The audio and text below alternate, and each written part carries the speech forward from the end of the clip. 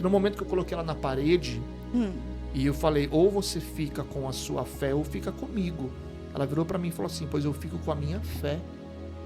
Por que ela falou um negócio desse? Porque ela acreditava no Deus que ela servia. No pouco tempo de conversão que ela tinha, que eram 8 meses, mais ou menos, ela já conhecia o Deus vivo dela. Glória a Deus. Ela sabia que o poder do Senhor sobre a minha vida era muito maior do que as próprias decisões dela. Era muito maior do que o meu próprio querer. Mas quantas pessoas têm essa visão hoje, missionária? Não tem essa convicção, né? Convicção, fé é convicção. Fé é convicção. Fé não é viver. Viver é um milagre. Se eu estou vivendo um milagre, se eu estou vivendo um milagre, é porque esse milagre foi resposta de uma fé que eu tive lá atrás. Eu sou hoje fruto de um milagre de uma mulher que acreditou lá atrás. Não desistiu do Senhor. Não desistiu.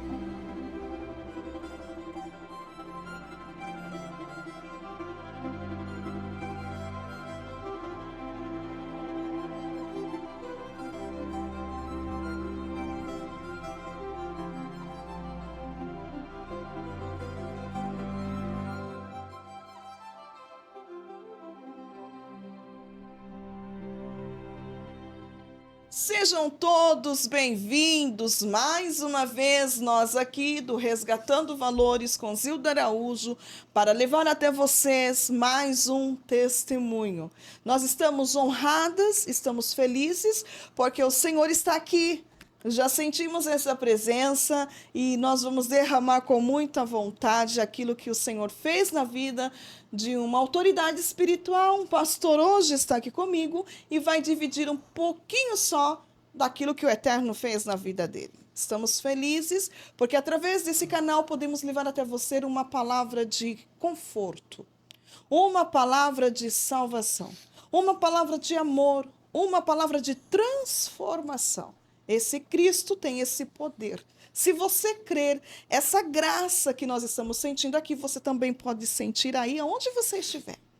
Meu convidado de honra hoje, inspirado não só por mim, por muitas pessoas que vão lá no meu comentário e digam, traga o esposo da pastora Ana Paula Evangelista. Lembra dela? Pois é.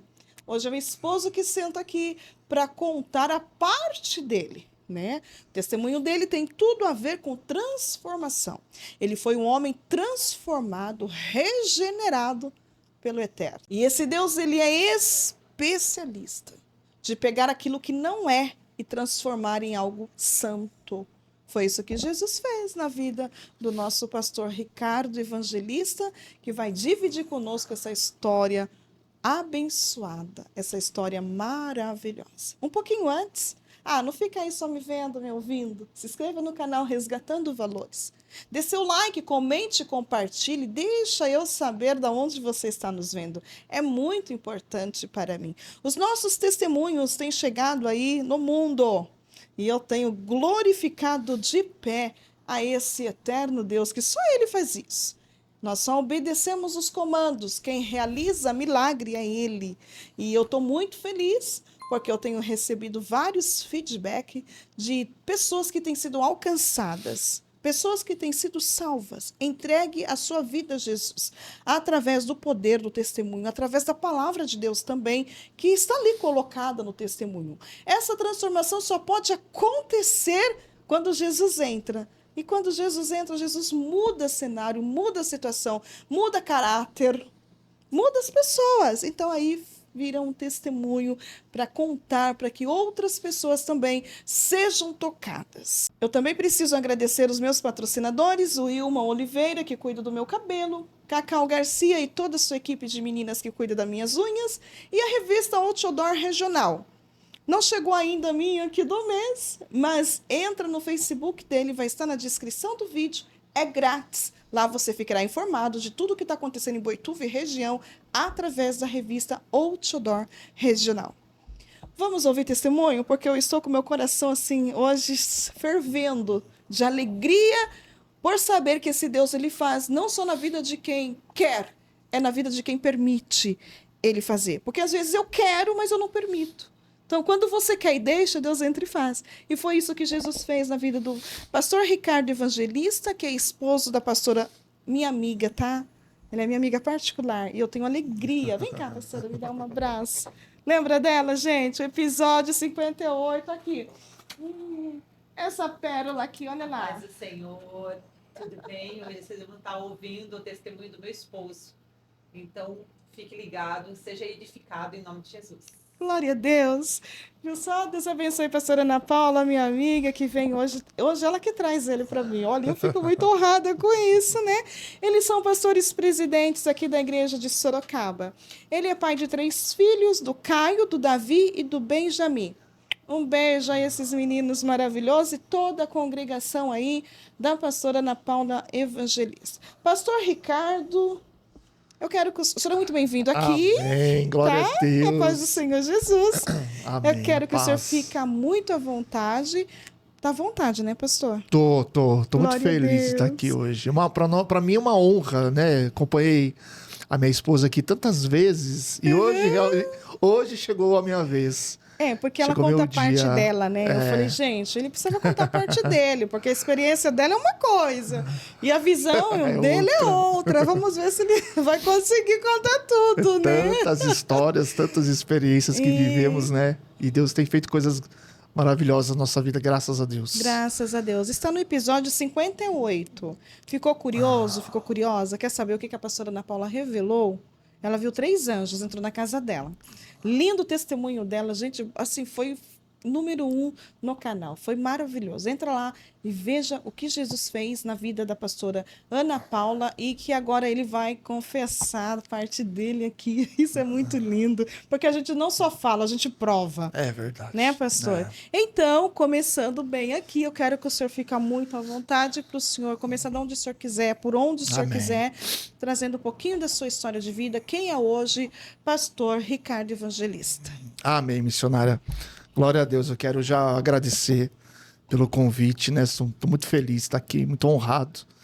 E eu venho falar que eu sou hoje uma resposta, talvez um resultado de fé, de milagre. Glória a Deus. Porque a gente vê hoje tantas pessoas que não têm mais essa visão de fé, de milagre, né? Uhum. E eu me considero um milagre, através da fé da minha esposa. E eu venho de uma família basicamente convencional, tradicional, né? Tive uma história não muito diferente do que a maioria das pessoas. Filho único, mãe e pai que trabalhavam bastante, uma certa idade na infância, pais separados. Então, coisas que vai marcando a gente durante a trajetória, né? Sim. Durante a adolescência, graças a Deus, eu sempre fui uma pessoa... Eu sempre fui um menino muito alegre, muito brincalhão. Nunca fui, assim, na minha infância, aquela pessoa revoltada, marcada pelas dores da infância. A gente vê hoje muitos jovens que, nessa faixa de idade de 12, 14, 18 anos, devido à história da infância, que se desviam, passam aí a ter uma vida perdida, talvez a geração atual, né? Eu sou de uma outra geração. Minha mãe, apesar de ser uma pessoa muito amorosa, né, sempre presente na minha vida, ela sempre foi muito rígida. Sabe aquela mãe que tinha horário para buscar você na esquina no meio dos seus amigos? Sei. Então eu passava uns constrangimentos, assim. Mas era tão interessante porque eu lembro que os meus amigos todos amavam minha mãe. Olha que Acho que legal. pelo jeito dela, de interação. Os meninos iam em casa e minha mãe conversava, brincava, dava risada com eles, né? E todos, eu lembro que tinha um amigo que falava, nossa, lá vem a mãe que todos que queriam ter. E minha mãe era uma pessoa, para mim, assim, uma pessoa tão normal, tão comum. Mas a gente não sabe que tipo de mãe as pessoas, os colegas, o tipo de convivência com mãe, Sim. com pai tinham dentro de casa, né? Meu pai, graças a Deus, eu posso dizer que ele sempre foi um paizão para mim. Toda vez, apesar de ser separado, né? Teve ali o problema dele, minha mãe, enfim, separaram. Mas eu posso dizer que meu pai, apesar de algumas vezes estar distante dele, né? Momentos de infância, meu pai sempre estava ali quando eu precisava. Certo. Então, eu sou muito grato a Deus pelo pai que eu tenho até hoje, né? Perdi minha mãe, eu tinha 22 anos, perdi minha mãe um pouco precoce, né? Graças a Deus, nessa época eu já estava casado, já tinha conhecido a minha princesa. Então, assim, foi algo que me preencheu muito a minha família, né? Sofreu menos, né? Sofri menos. perda Fui da muito mãe. forte na perda da minha mãe, porque foi inesperada. Acordou uma certa noite com dor no peito, dor no braço. E eu lembro que nessa noite eu saí com ela, levei para o hospital, fez alguns exames, mas foi tudo muito rápido, assim, sabe? Então eu acabei perdendo a minha mãe sem um pré-aviso. É diferente de quando você tem uma pessoa, né? Pais que estão doentes, Isso. estão ali com prognóstico médico já que pode Acontecer alguma fatalidade. A pessoa fica um pouco mais preparada, né? É verdade. Para nós foi uma surpresa. Minha mãe tinha só 48 anos, né? Quando eu a perdi. Nova, aparentemente saudável, nunca tinha apresentado nenhum tipo de problema, mas ela tinha problema com cigarro, né? Então, cigarro, atravessando os anos, uma hora acaba acontecendo algum problema, seja por um lado ou por outro, né? Mas foi uma perda triste na época. Meu primeiro filho, Caio, era muito pequeno. Tinha 2 anos só quando perdeu a avó, e ele era muito apegado à minha mãe, né? Porque quando a gente se casou, eu e a pastora Ana Paula, ela veio morar comigo na minha casa. A gente não saiu para nossa casa. Porque quem casa quer casa, né? Sim. Mas nas possibilidades natural, né? do momento, ela acabou vindo morar com a gente em casa. Minha mãe aceitou ela muito bem, ajudou muito bem a cuidar do meu filho, né? Quando ele nasceu. E aí a gente teve essa perda inesperada. E graças à minha esposa, todo o carinho, todo o amor, todo o conforto, eu consegui superar muito. Não foi uma coisa... Eu não vejo hoje assim como uma marca na minha vida de sofrimento, né? Porque perder uma pessoa... Dói. Ainda mais mãe, pai, né? Mas foi muito confortante na época, porque era uma época que a gente não conhecia Jesus, né? Ah, tá. Até então vocês não conheciam o evangelho. Não conhecíamos. Eu era bem disperso. Minha mãe sempre me levava à igreja. Igreja católica, né? Eu lembro que quando... Mas assim, sabe quando o filho vai por obrigação? Sim. Então é diferente, né? Diferente de um devoto de uma religião que acompanha os pais e se interage com a religiosidade. Eu ia completamente disperso. Sim. Minha mãe, minha avó, minhas tias, algumas iam, né? Eu acabava indo junto. Mas sabe aquela pessoa que chega na igreja contando as horas para ir embora? Esse era eu na época de adolescência, né? Não tinha nenhuma familiaridade com religiosidade, assim. Até porque minha mãe era católica, mas era uma católica... a gente até ouvia muito falar, não era aquela participativa, tem um termo que eles mesmos... Praticante, exatamente. Uma católica praticante. Não era aquela praticante, aquela fervorosa, que tem umas pessoas que são católicas bem fervorosas, vão à igreja, vão à missa, participam né? de todos os eventos que tem. Eu lembro que era bem eventual. Então, eu nunca tive um contato, assim, com religião, né? No caso. Que bênção. Mas conta um pouquinho, que o senhor já casou aí, até onde o senhor está. Já. Mas voltando um pouquinho, como foi o senhor encontrar a pastora Ana Paula? Olha, parece aquelas histórias, assim, de... Sabe aqueles filmes que a gente vê de historinha de amor? História de amor adolescente, né? Não uma história romântica no início, depois foi ganhando romantismo. Mas foi tão interessante que, assim, eu na época eu acho que foi em 2000 não, nem era 2000, era... Quantos anos o senhor tinha? Eu tinha 17 para 18 anos, isso foi em 98, né, mano? Eu estudava numa escola pertinho da minha casa. Estudei 3 anos nessa escola, né? Saí de uma outra escola, vim para essa escola fazer o colegial. E ali eu lembro que um vizinho meu me convidou para ir para outra escola em outro bairro. Opa, vamos lá, que é legal. Sai um pouco daqui, vamos conhecer uma galera lá. E eu falei, cara, minha mãe não vai deixar. Porque era um bairro, na época, a gente tinha um bairro que tinha uma fama de ser barra pesada, de ser um bairro mais, sabe, mais complicado. E a minha mãe sempre foi muito protetora.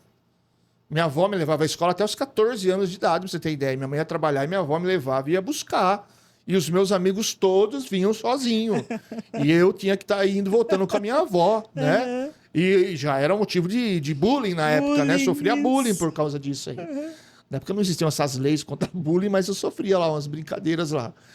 E aí, quando eu falei pra minha mãe que eu queria ir para essa escola, aí acho que já tinha a mão de Deus ali e ela deixou.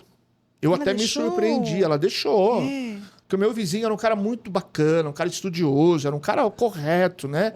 Então a minha mãe tinha confiança por ele, talvez mais velho que eu. Mas você vai com o Maicon, né? Eu falei, não, eu vou e volto com o Maicon, eu vou de bike, eu vou de bicicleta. E ela deixou. E quando eu cheguei na escola, um certo dia, acho que logo depois de fiquei 1 ano só nessa escola. Eu lembro que a gente foi fazer ainda supletivo lá. Eu nem precisava fazer supletivo, porque eu estava na idade correta de colegial, O né? senhor era um bom estudante? Nunca fui os melhores. Não, Nunca fui é. os melhores. Mas repeti de ano uma vez só. Nunca fui o pior também. Né? Sim, Eu era muito sim. bagunceiro. Bagunceiro eu era terrível. Era, acho que, um dos mais bagunceiros.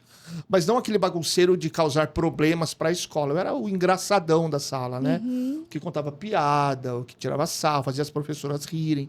Então era mais o stand-up comedy na época da escola. Sim. E quando eu cheguei nessa escola aí, para mim, uma galera completamente nova, não conhecia ninguém. Fui fazendo amizade com um, amizade com outro. E eu caí numa sala de aula que tinha uns meninos bacanas lá. Então comecei a ter amizade mais próxima, né? E aí conheci um rapazinho lá, que a gente brinca até hoje, que ele é o nosso padrinho, né? Que ele me apresentou pra Ana Paula. É. Né? A gente tava um dia no pátio da escola, ela passou, e eu falei pra ele, Betinho, quem que é essa aí? E eu lembro que ele respondeu assim pra mim, ele falou, eu tinha um apelido meu apelido era Carça. Carça. Eu já vou explicar o porquê da Carça, tá? Carça. Uns me chamavam de Carçudo, Ah, tá. outros me chamavam de Carça, né? Na época de escola. E lembro que ele virou pra mim e falou assim, Carça, mas essa menina é séria, cara, essa daí não é pra zoar, essa aí não sei o quê. Eu falei, fiquei mais interessado, né? Essa é uma menina séria, uma menina correta, uma menina decente, que ele falou, essa daí é decente. Fiquei mais interessado. Falei, então me apresenta ela. Me apresenta ela. E aí, no meio da aula, nós dois saímos da sala. Primeiro saiu um, depois saiu o outro, falando que é o banheiro. E eu fui até a sala de aula dela, bater na porta, no meio da aula, pra ele me apresentar. Aí eu não sei de onde que eu tirei essa coragem, até hoje. Acho que veio uma unção de Davi em mim, assim, De repente desceu. na frente de o senhor Golias. foi. E eu falei, nossa, quando eu vi ela na minha frente, eu falei, e agora? Tremeu? Eu fiquei meio atônito, assim, sem saber nem o que falar. É. Eu só virei pra ela, eu falei pra ele assim, falei, Beto, você me apresenta a ela, e eu sou tímido, eu tenho um jeito meio espontâneo de conversar, de falar, mas eu sou completamente tímido em algumas situações. E aí eu falei pra ele, você me apresenta a ela, e você vai embora já. Tipo, deixa que eu me viro aqui, sozinho me viro melhor. E aí a gente bateu na porta da sala de aula, a professora abriu a Sim. porta, eu falei, daí ele falou, hoje eu queria falar com a Ana Paula, e ela veio sem entender nada, né? Quando ela saiu da porta pra fora, ele me apresentou, como eu tinha combinado com ele, e foi embora. E eu sem saber o que falar pra ela, eu falei, nossa, você é tão charmosa. Acho que foi a primeira coisa que eu te falei, né? Primeira coisa que eu falei, nossa, Sim. como você é charmosa. Eu acho que isso talvez deu conquistado ela de uma E a forma... reação dela, qual foi? Ah, ela ficou toda... Se sentindo, né? toda, acho que meio envergonhada. Acho que ela fez essa mesma carinha que ela fez agora ali. Toda vermelha, gente. E até hoje eu falo pra ela, nossa, você continua charmosa até ela é hoje. mesmo, Até linda. hoje. E ali a gente começou. Aí a gente conversou, naquele mesmo dia a gente saiu acho que no intervalo, a gente já matou aula, né? Mataram aula? Matamos aula. É. Aí fomos numa praça, sentamos, ficamos conversando por 3 horas. Você viu como o negócio começou sério, missionária?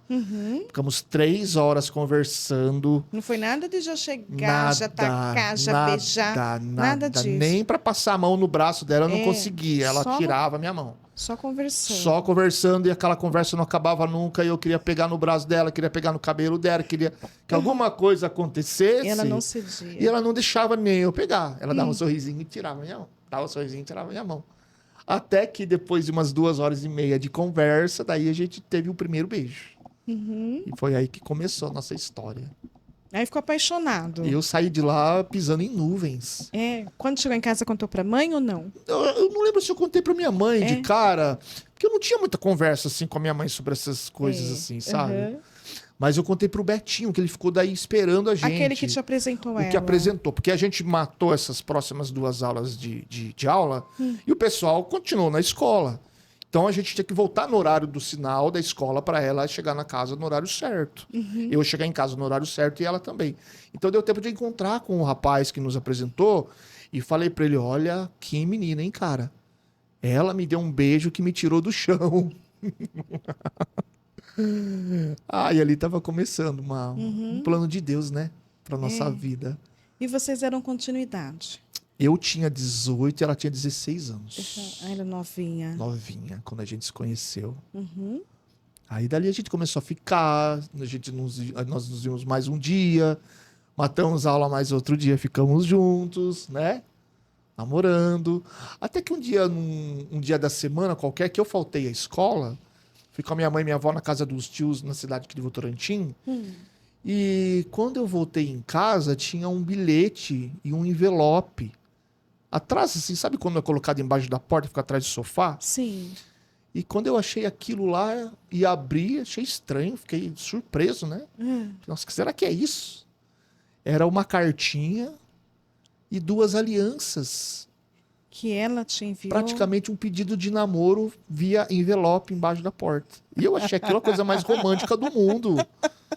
Aí eu fui correndo no meu vizinho lá, até então, que era um outro amigo nosso, né? E falei pra ele, cara, e a gente, era engraçado que essa casa que eu morava, Sim. era o vizinho, parede com o meu vizinho, né, com o Maicon na época, e tinha um muro baixinho lá. Então eu subia na cadeira de cá, ele subia na cadeira de lá, e era o nosso WhatsApp da época, né? O Zap da Era o WhatsApp da época. Chamar ele tava online de um lado e eu de cima do muro, que significa que nós tava online. E aí eu falei, cara, olha o que eu ganhei. Quando ele olhou, ele falou, cara, será que é um brinco?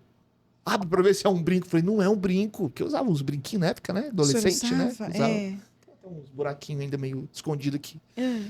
E aí era um par de aliança. Eu falei, nossa, e agora, cara? Eu falei, o que eu vou fazer? Né? Não esperava, não imaginava, fiquei perdido. Surpreso, né? Com a completamente. Dela.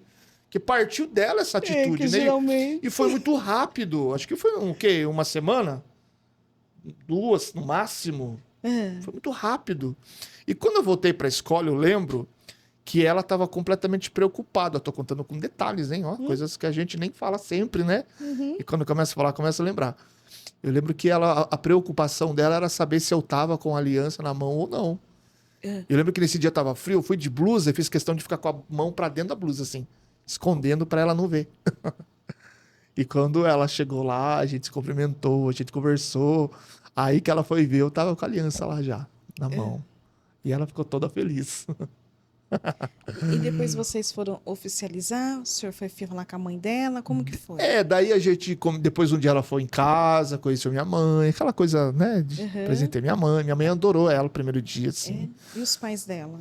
Aí ela marcou um almoço pra eu conhecer a mãe dela. Isso num domingo, fui na casa dela, todo envergonhado, comeu uma macarronada. Eu lembro que nem consegui almoçar direito aquele dia lá, porque a mãe da a minha sogra, né? Então, até então a minha sogra, ela não uma pessoa brava, mas uma pessoa mais rígida,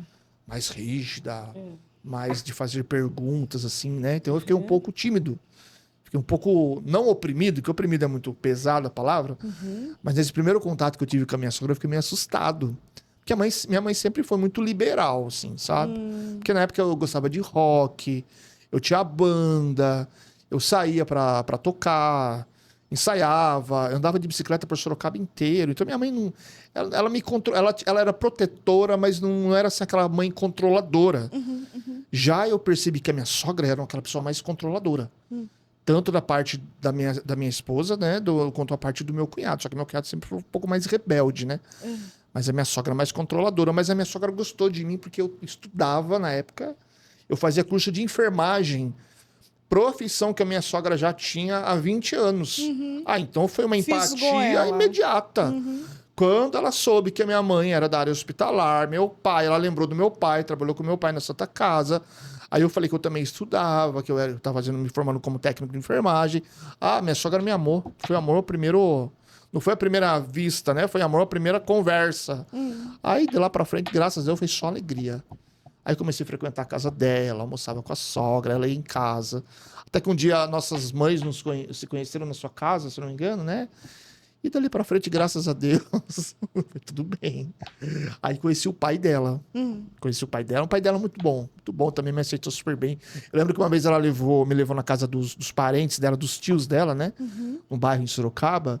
E eu tinha o apelido de Carça, que eu fiquei de contar o porquê. Porque na época eu andava de bicicleta, gostava de skate, era moda aquelas calçonas largas. Até hoje tem alguns jovens, muito menos, né? Alguns jovens que ainda usam, mas naquela época não. Aquela época era meio que obrigatório quem andava de skate, tinha banda a usar ou calça larga ou bermudão. E eu era o que tinha a calça maior de todos. Então meus amigos me chamavam de Carça. Na Vilaro era Carça e na Vila Hortência, que era onde eu morava na época, né, o bairro de Sorocaba, eu era o Carçudo. Então esse era o meu apelido lá. E quando os tios dela me viram e ela foi me apresentar à família, eles ficaram em choque de conhecer o namorado, porque ela sempre foi a certinha da família. Aí vi você vestido com aquelas Quando roupas. me viram assim, falaram, nossa, mas é esse que é o namorado, é esse que você vai ficar noiva. Que até então a gente já estava quase falando até de noivado já. Quando eu conheci a família dela, né? E aí eles ficaram assim, nossa, mas esse aí que você vai... Porque imaginavam, acho que talvez uma outra pessoa, né? Talvez pelo que a minha sogra falava. Que falava que era um rapaz bom, de família boa, que estudava enfermagem. Mas talvez, a roupa não dizia talvez na aquilo. mente deles, na interpretação deles, ia chegar uma outra pessoa lá. E de repente chega eu lá, de boné, de alargador, que eu tinha um alargadorzinho. Usava um brinquinho, né? E roupa de skate, bermudão. Aí acho que talvez eles se assustaram. É aquele julgamento pela parte externa, pela aparência. Aí vocês vão se casar. Aí a gente se casou em 2000. Ela já, logo depois, já ficou grávida do nosso primeiro filho. Aí foi tudo lindo, tudo maravilhoso. Eu já comecei a trabalhar. Eu sempre fui muito responsável, desde pequeno assim que eu digo, desde jovem, missionária, porque eu fui meio que parte da minha infância criado sem pai. Então, pai, assim que eu digo, à distância, não tinha um pai dentro de casa, né? Sempre tive uma boa referência, uma boa figura de pai. Meu pai sempre foi um bom pai, excelente pai, né? Mas como não ter o pai dentro da residência, né? Presente, todo dia, aquela coisa, acho que o homem, né? O homem da casa, o filho mais velho, no caso, o filho único, que era eu, acaba se tendo essa puxando a um responsabilidade. pouco de responsabilidade, de fardo, né? De ter responsabilidade. Mas né? eu percebo que o senhor lida bem com a ausência do pai. Claro, graças a Deus. Sentia saudade, sentia com falta, certeza. mas não sofria porque ele era presente, ele era mesmo presente. estando de longe, sempre. né? Sempre ia na casa da minha avó, né? Avó por parte de pai. Sempre encontrava com ele lá. Sempre que eu precisava de alguma coisa, meu pai me levava, me buscava, ou comprava, né? Dentro dos recursos também, da possibilidade que ele tinha na época, né? Então, eu nunca senti essa... Nunca fui um filho criado sem pai. Entendi. Havia a separação do casal, mas meu pai morava perto. Era importante a presença dele. E é importante o senhor dizer isso, porque muitas vezes, né, os casais se separam por N motivos, né? E às vezes a mãe coloca o filho contra o pai. Eu acho um absurdo. Isso é um absurdo mesmo, porque não existe ex-pai, ex-filho, né? Tem que ser para sempre. Então, não deu certo, tudo bem, não deu certo. Era para dar, mas não deu certo. Cada um segue a sua vida, mas tem que estar ali. Os filhos não têm culpa, né, das decisões dos pais. Isso é interessante. E sua mãe, então, ela conseguiu encaixar bem o papel do pai na sua vida, né? Mesmo não estando presente. Muito bem. Até aqui a história tá bonita, né? Tá parecendo que nós estamos ouvindo uma história de romance. Mas parece que não termina muito bem assim, não. Tiveram os filhos, né? Como que foi depois? Tivemos primeiro o Caio, né? Caio nasceu em 2000. Aí eu trabalhava bastante nessa época, né? Na época eu me formei na área de enfermagem. Logo que a gente casou, comecei a trabalhar. E no mesmo ano, eu acho que eu já trabalhava todos os dias. E o cargo horário dessa profissão é 12 horas diária, né? Puxadinho. Então eu entrava às 7 da manhã, saía às 7 da noite. Era bem puxado. E logo eu descobri um complemento profissional da área de cuidar de idosos, né? Que hoje é muito comum. Na época chamavam de enfermagem particular. Então eu sempre estava trabalhando. Sempre estava fora de casa, trabalhando ou de dia ou à noite. E sempre aproveitando bem o tempo com a família, com o filho, né? O filho pequeno. O Caio tinha 2 anos, quando eu perdi a minha mãe, né? 3, 4 anos, eu sempre trabalhando fora. Até que um dia a minha esposa foi convidada para ir para um culto. Isso foi em 2010. 2010, perto de 2011, mais ou menos, né? E até então a nossa vida estava um conto de fadas, né? Como você mesmo falou. Até agora parece um romance, uma história linda Porque de o senhor amor. continua ainda sendo roqueiro, levava ela, Quando como que era? quando ela começou a ir pra igreja, eu tava na fase mais roqueiro de todas. Porque acho que foi em 2006, mais ou menos, eu fui convidado para entrar numa banda. Mas era uma banda que tocava, que fazia show, que não era profissional, não ganhava nada, né?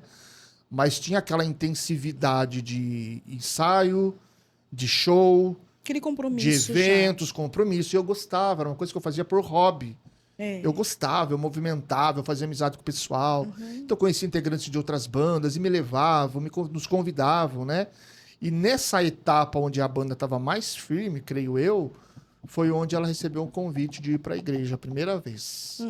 Isso foi num culto dentro da garagem da casa do irmão dela, que tinha praticamente acabado de se converter, se não um ano, talvez, né? E ela resolveu ir nesse culto. E aí foi onde o romance parece que ia acabar. Aquela história bonita de... Porque o senhor não aceitava? Não é questão... o que eu carrego comigo até hoje, missionária, é aquele negócio. Ela encontrou a luz, que é Jesus. E eu até então estava caminhando no caminho de trevas, né? Porque eu nunca fui um cara do mal, eu nunca fui de usar nada de entorpecente, drogas, essas coisas. Eu tive um problema, um testemunho que eu carrego, conto muito também em alguns lugares que eu passo. Quando eu trabalhava numa clínica de exames de endoscopia, eu fiquei muito curioso em provar, experimentar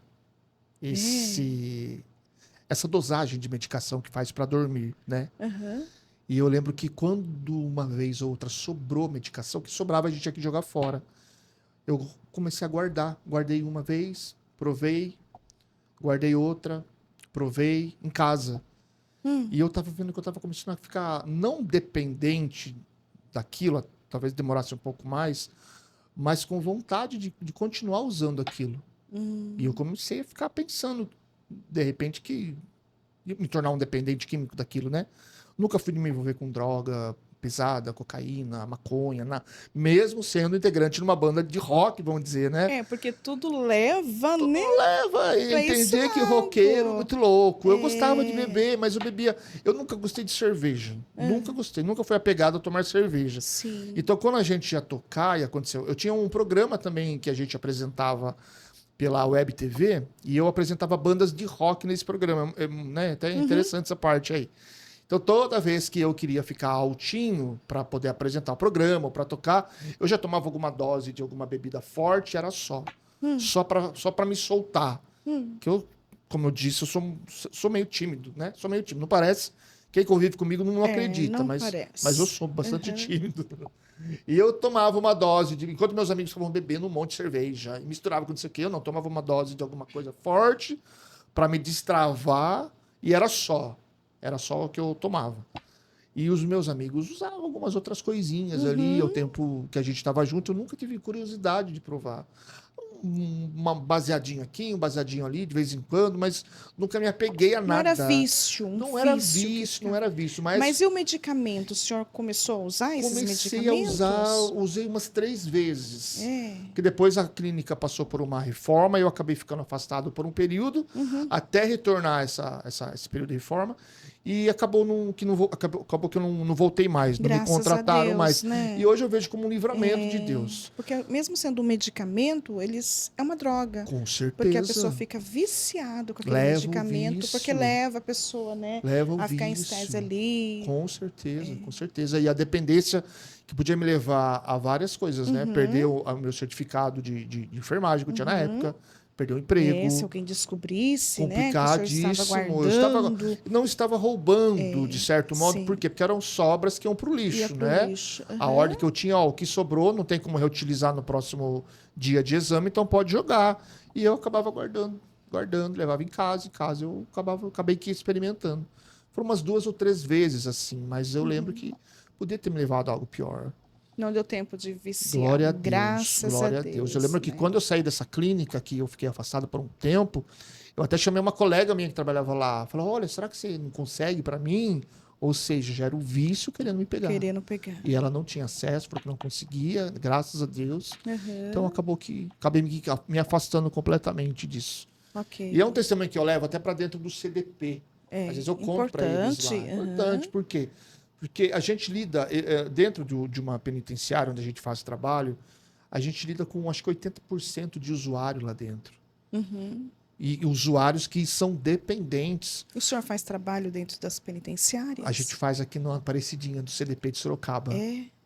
Quase todos os sábados que eu consigo, eu tô lá. Que bênção. Graças a Deus. Um trabalho que tem me edificado muito, missionária. Muito. O senhor gosta do que faz? Eu faço com o maior prazer. Os sábados que, por alguma razão, algum motivo, algum impedimento que eu não consigo ir, é como se a minha semana não rendesse. Completa. Não foi completa. Um dia, sábado, que acontece algum problema que eu não consigo estar lá, parece que não finalizou do jeito que deveria. Glória a Deus. E é um trabalho árduo, né? E são para poucas pessoas que gostam de ir lá. Eu vejo que alguns meninos que fazem o trabalho com a gente lá, que é uma equipe, né, do pastor Silvio, alguns falam que sai de lá carregado, que sai de lá luta, passa aprovação, e eu saio de lá tão feliz.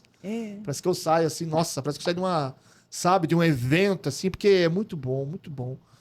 Eles são muito sedentos da palavra de Deus. Glória a Deus. Sabe? O coração dos meninos. Eu chamo eles de meninos, né? Tem homens muito mais de idade que eu lá até. Mas eu falo que os meninos lá, eles têm aquela sede da palavra, o coração quebrantado. Então a gente faz algo ali que é o Espírito Santo 100% operando. Glória a Deus. E toda vez que eu chego lá, eu falo, Pai, não deixa eu abrir a boca para falar nada de mim, mas que venha do Senhor. E no final ali dos cultos, né, que é um culto de 1 hora e meia, são coisas rápidas, são um momento rápido. É 10, 15, às vezes 20 que levantam a mão e aceitam Jesus. Glória a Deus. É uma recompensa muito, muito... E daí vocês continuam cuidando dessas pessoas que aceitam a Jesus, discipulando eles? A gente volta, né? A gente volta, porque muitos saem depois, né? Ou saem, ou vão para julgamento, e são transferidos. Mas planta ali uma sementinha, a semente está plantada. E lá dentro tem todas as 4 alas, é A, B, C e D. Tem uma igreja dentro. Todas as celas 16, eles chamam de igreja. E tem um pastor que cuida lá. Então, quase todo dia tem culto lá. Maravilha, então, a gente vai lá, a gente semeia, a gente leva uma palavra, um aceita, e o trabalho continua sendo feito lá dentro. Lá. Isso é muito bom. Aí você volta, às vezes a gente encontra... Teve uma vez que a gente foi ministrar a Santa Ceia na Penitenciária 1, de Sorocaba mesmo. Encontrei um rapaz lá que estava no CDP. E ele veio, me agradeceu, me abraçou. A palavra que eu falei para ele naquele dia que a gente nem lembra, porque são tantas pessoas, tantos acontecimentos, mas a gente vê a gratidão e o efeito da palavra gerada, né? Glória a Deus. A sementinha que foi semeada, de repente, meses atrás. Plantada, né? Não sabe onde caiu. A gente sabe que caiu em boa terra. Sempre vai cair uma semente em boa terra. Foi cuidando. Mas vamos voltar só um pouquinho lá no testemunho, né? Porque então aqui ele já é falando pastor, da obra. né? Ele já é pastor, já está indo para a penitenciária, tudo. Graças a Mas Deus. quando a pastora Ana Paula, ela vai para a igreja, aceita Jesus, o Senhor não gostou muito que ela mudasse ali as vestimentas, e ela chega a contar, gente, vai lá no testemunho dela, é maravilhoso a parte que ela explica bem que o Senhor não gostava de vela de saia, né, com aquelas roupas mais comportadas, porque ela é linda, né, magrinha. Então ela gostava de mostrar a beleza que ela tinha. Só que quando ela vem para Jesus, o Senhor começa a moldar o caráter, o comportamento, a vestimenta, né? E como foi o Senhor lidar com essa troca drástica, assim, tão repentina e de repente que o Senhor não esperava? Ela sempre foi muito vaidosa, assim, sabe? Não aquela extremidade de vaidosa, mas ela tinha uma época que gostava de ir para academia, cuidar do corpo. Ela nunca foi de usar roupa muito curta, porque ela mesma nunca gostou. Sim. Mas usava uns shorts, uma blusinha com a barrinha de fora, né? Ela gostava muito daquelas blusas tomara que caia, né? Calça jeans, usava muito. Acho que todo o vestiário dela, assim, o vestuário lá era calça jeans. E, de repente, ela começou a ir para o culto. Até então, para mim, tudo bem. Porque eu já estava habituado com meu cunhado entrando em casa, de terno. Eu quero chegar em casa na hora do almoço, pra você ter ideia. Tipo uma quarta-feira na hora do almoço. De terno, gravata e Bíblia na mão. Em plena segunda-feira, às vezes, meio-dia, ele entrava lá e já entrava profetizando. Glória a Deus. Eu entrava, e pra gente, né, até então, pra nós era um... Ai, que lá vem de novo seu irmão falando disso, né? Porque pra nós até então era um assunto que a gente não entendia. Falando assim, né? Ele vinha falar algo, ele estava semeando algo na nossa vida, que hoje nós somos frutos disso também. Glória a Deus. Mas no primeiro momento ali, aquela coisa chata para quem não tá com o ouvido aberto ainda, chegava né? a ser cansativo para vocês ouvir, né? Não cansativo, mas é meio... Deixa eu ver se eu encontro uma palavra aqui. Meio perturbador. Ai, lá vem seu irmão de novo. Ai, meu Deus, falar disso. E tudo que cansa perturba, Perturba demais. Uhum. E a maneira com que... Porque meu cunhado, ele sempre foi muito autoritário na pregação, assim. Ele é assembleiano total, né? Então, ele sempre foi muito autoritário. Aquela pessoa que... Ele fala que dá uma surra de Bíblia. Aquela pessoa que prega com marra, né? Então, vinha a palavra de uma maneira... muito bruta, vamos dizer assim, muito bruta. Mas era a maneira de ele semear. E graças a Deus a semente tocou na gente. E aí a pastora começou, a pastora Ana Paula até então, que era só Ana Paula, né? Não era nem missionária, começou a ir nos cultos. E eu apoiava ela, porque eu levava, eu ia buscar. Eu lembro que às vezes eu ficava ali na sala brincando com as crianças,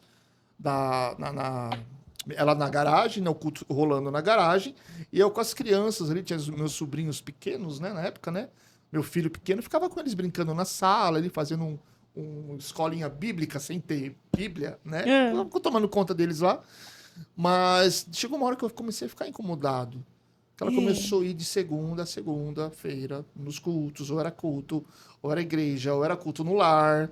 Aí pegou todas as roupas que ela tinha lá, todas as roupas. Ela ficou quase sem nada. Colocou, meteu dentro de uma sacola e deu para uma amiga dela, que hoje é missionária também, graças a Deus, né? Foi libertando todo mundo. E aí aquilo começou, assim, daí a me incomodar. Porque daí eu trabalhava à noite nessa época. Essa época eu trabalhava à noite, né? Ficava fora praticamente todas as noites. Eu tinha uma folga na semana só à noite. Eu lembro que todo dia, às vezes antes mesmo de eu ir trabalhar, que eu entrava às 8 horas da noite, saía às 8 da manhã. Eu levava ela para o culto, deixava ela lá, cada dia num lugar diferente, né? Sempre perto, na região mesmo, os lugares que ela ia ali. Ou era um culto no lar, ou era uma igreja de algum pastor, que até hoje, nossos amigos, né? Só que aí eu fui começando a ficar incomodado, porque o dia que eu estava em casa, ela estava na igreja. A partir da tarde, ela ia para uma tarde da bênção.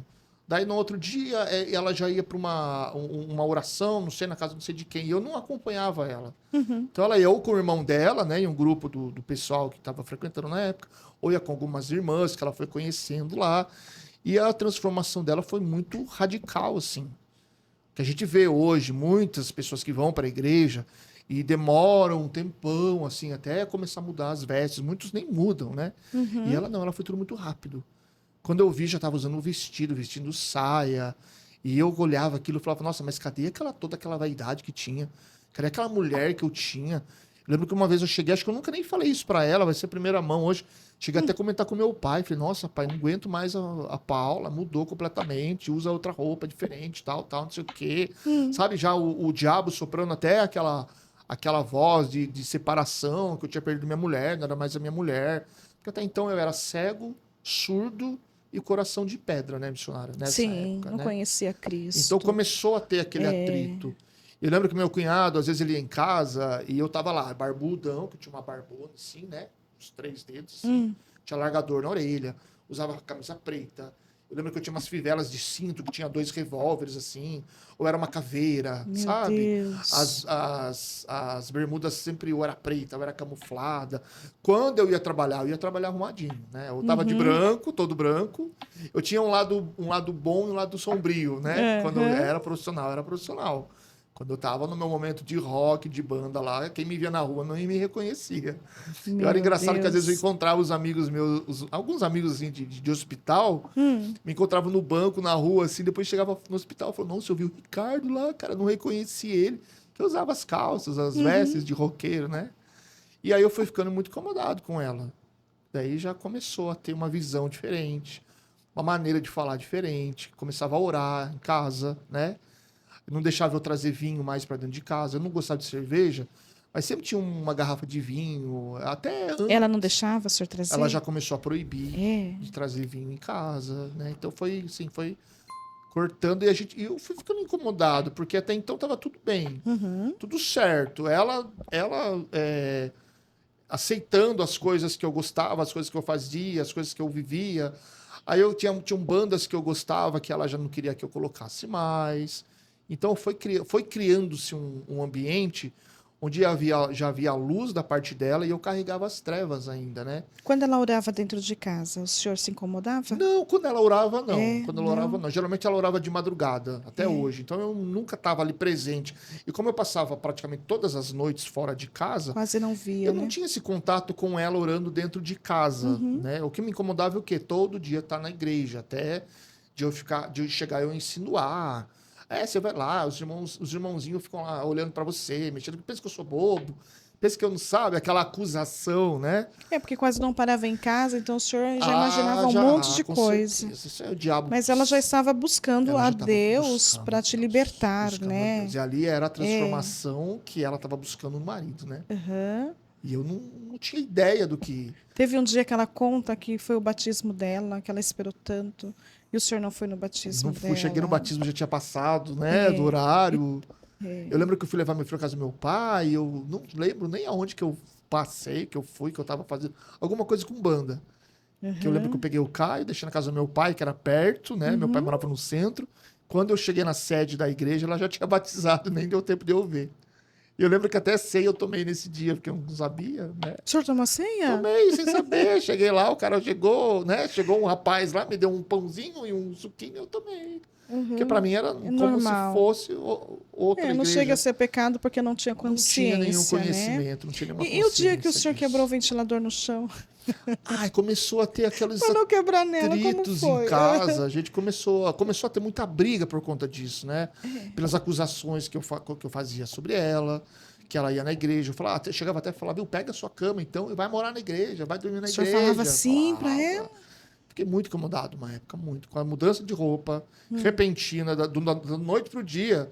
Se acordar com uma mulher e dormir com outra. Tô falando da parte de vestes sim, mesmo, né? Sim. Porque a Ana Paula sempre foi uma pessoa muito calma, muito tranquila, muito boa.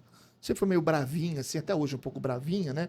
Mas a questão da personalidade dela não mudou muito, né? Porque ela é muito... É uma mulher muito forte, muito determinada, muito ousada. Você tem amizade com ela, você sabe, né? Sim. Mas a questão, assim, o que me incomodava mesmo foi Ela sempre me respeitou muito. Sempre me respeitou a minha autoridade. Nunca foi uma pessoa de bater de frente. Nunca foi uma pessoa brigona. Não posso reclamar isso dela, né? Mas eu lembro que essa mudança repentina começou a me incomodar. Mudança de vestes. Todo dia tinha algum lugar para ir. Todo dia tinha um culto para ir. Todo dia tinha uma oração. E quando eu estava em casa, eu queria ela comigo. Queria que ela ainda frequentasse os lugares comigo. Queria que ela assistisse filmes comigo. Queria que ela bebesse vinho comigo. Então, começou a criar esse atrito. Até que a gente teve uma briga, que eu peguei o ventilador e falei, para não quebrar na sua cara, eu moí o ventilador na parede, eu acho, né? A gente estava ali já num momento assim que a única saída para mim era o divórcio. Não tinha mais o que fazer. Meu Deus. Não tinha mais o que fazer. Eu lembro que entrou um pastor em casa uma vez. Eu sempre respeitei muito, sabe? Certo. Os meninos que iam na porta de casa, que ela já era convertida. O meu cunhado também, né? Na época, eu frequentava em casa praticamente todo dia. Sempre respeitei, nunca ofendi ninguém. Até tinha amizade com alguns desde a infância. E aí o pessoal foi se convertendo e a amizade continuava. Mas eu lembro que uma vez entrou um pastor em casa ali, né? Foi fazer uma oração. E ele falou que Deus ia me usar, ia derramar sobre a minha vida muita sabedoria, que eu ia ser usado. E eu não era convertido ainda. E eu só falei amém para ele. E se eu falei amém, é porque eu estava concordando, né? Então aí Deus já trabalhando no meu coração. Glória a Deus. Trabalhando no meu coração. E eu louvo a Deus hoje pela persistência dela, que ela não desistiu, dicionário. Muitas mulheres, talvez... É que, assim, eu tenho uma visão do que eu passei, né? Mas só ela sabe o que ela passou, Sim. o que ela passou comigo. Eu não consigo entender hoje, quando eu vejo o testemunho dela, quando eu vejo ela falando dos 8 meses... É pouco tempo, né? Mas para quem estava dentro desses 8 meses, isso foi uma eternidade. Sim. Quando eu vejo ela falar sobre 8 meses, a gente pensa, poxa, mas 8 meses é pouco, né?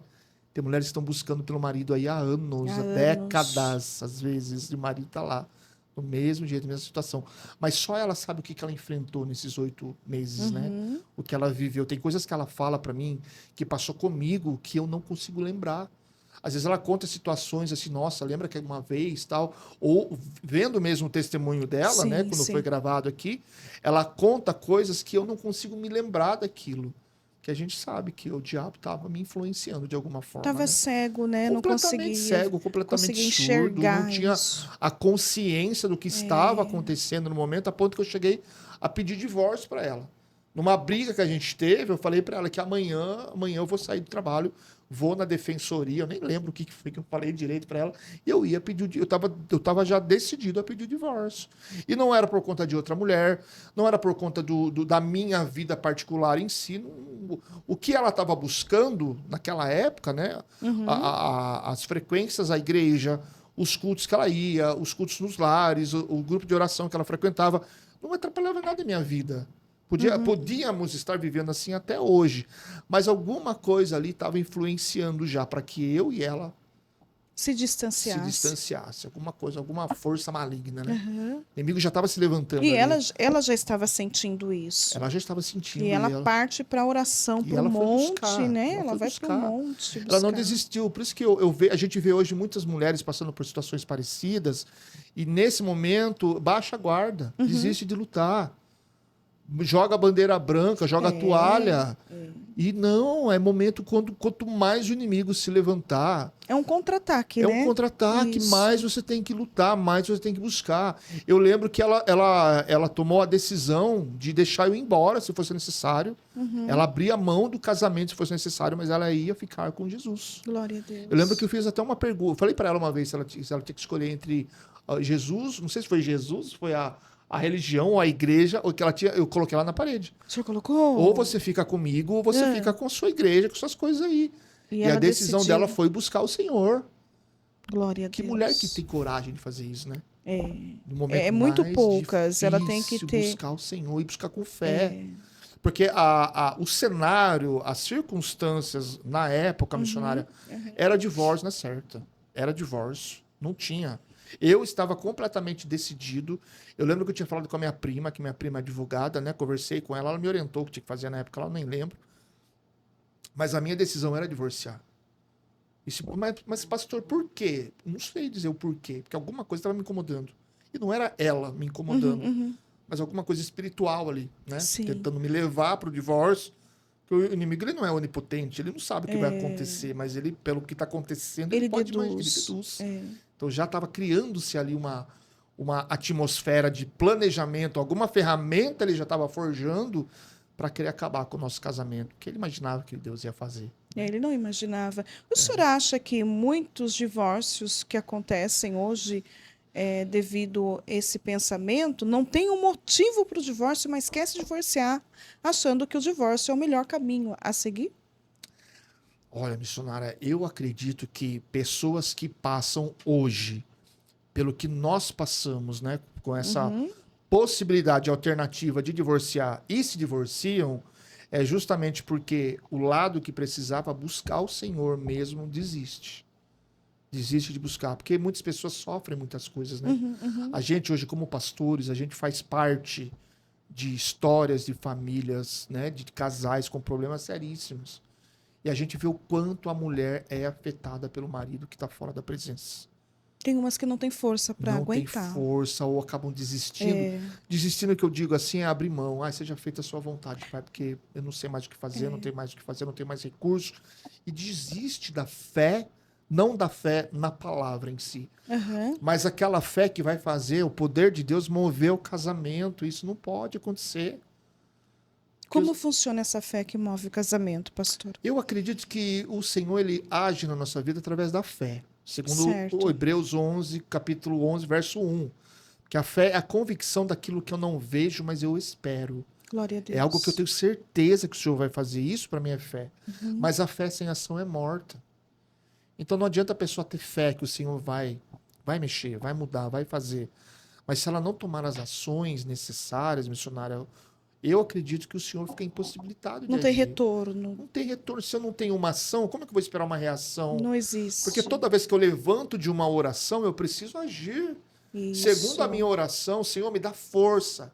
Senhor, mostra para mim o caminho. Pai, me dá uma direção do que eu preciso fazer. Quando eu termino a minha oração, saio daquela presença, daquele momento de oração, e o Senhor vai me responder, Ele vai me dar força.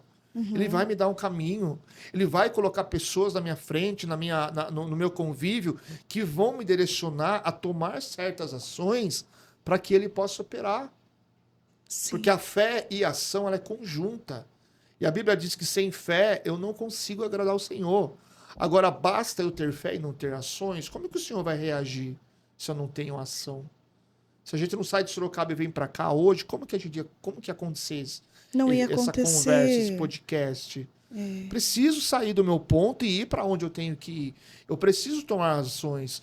As pessoas estão perecendo hoje por falta de conhecimento e as pessoas têm fé, mas não buscam conhecimento. E quando tem o conhecimento, não age. Isso machuca Forte muito. isso Isso machuca também, né? muito. Nós que somos pastores, ontem nós tivemos um discipulado, todas as segundas intermediárias, tem discipulado em casa, né? E cada vez vai menos pessoas, né?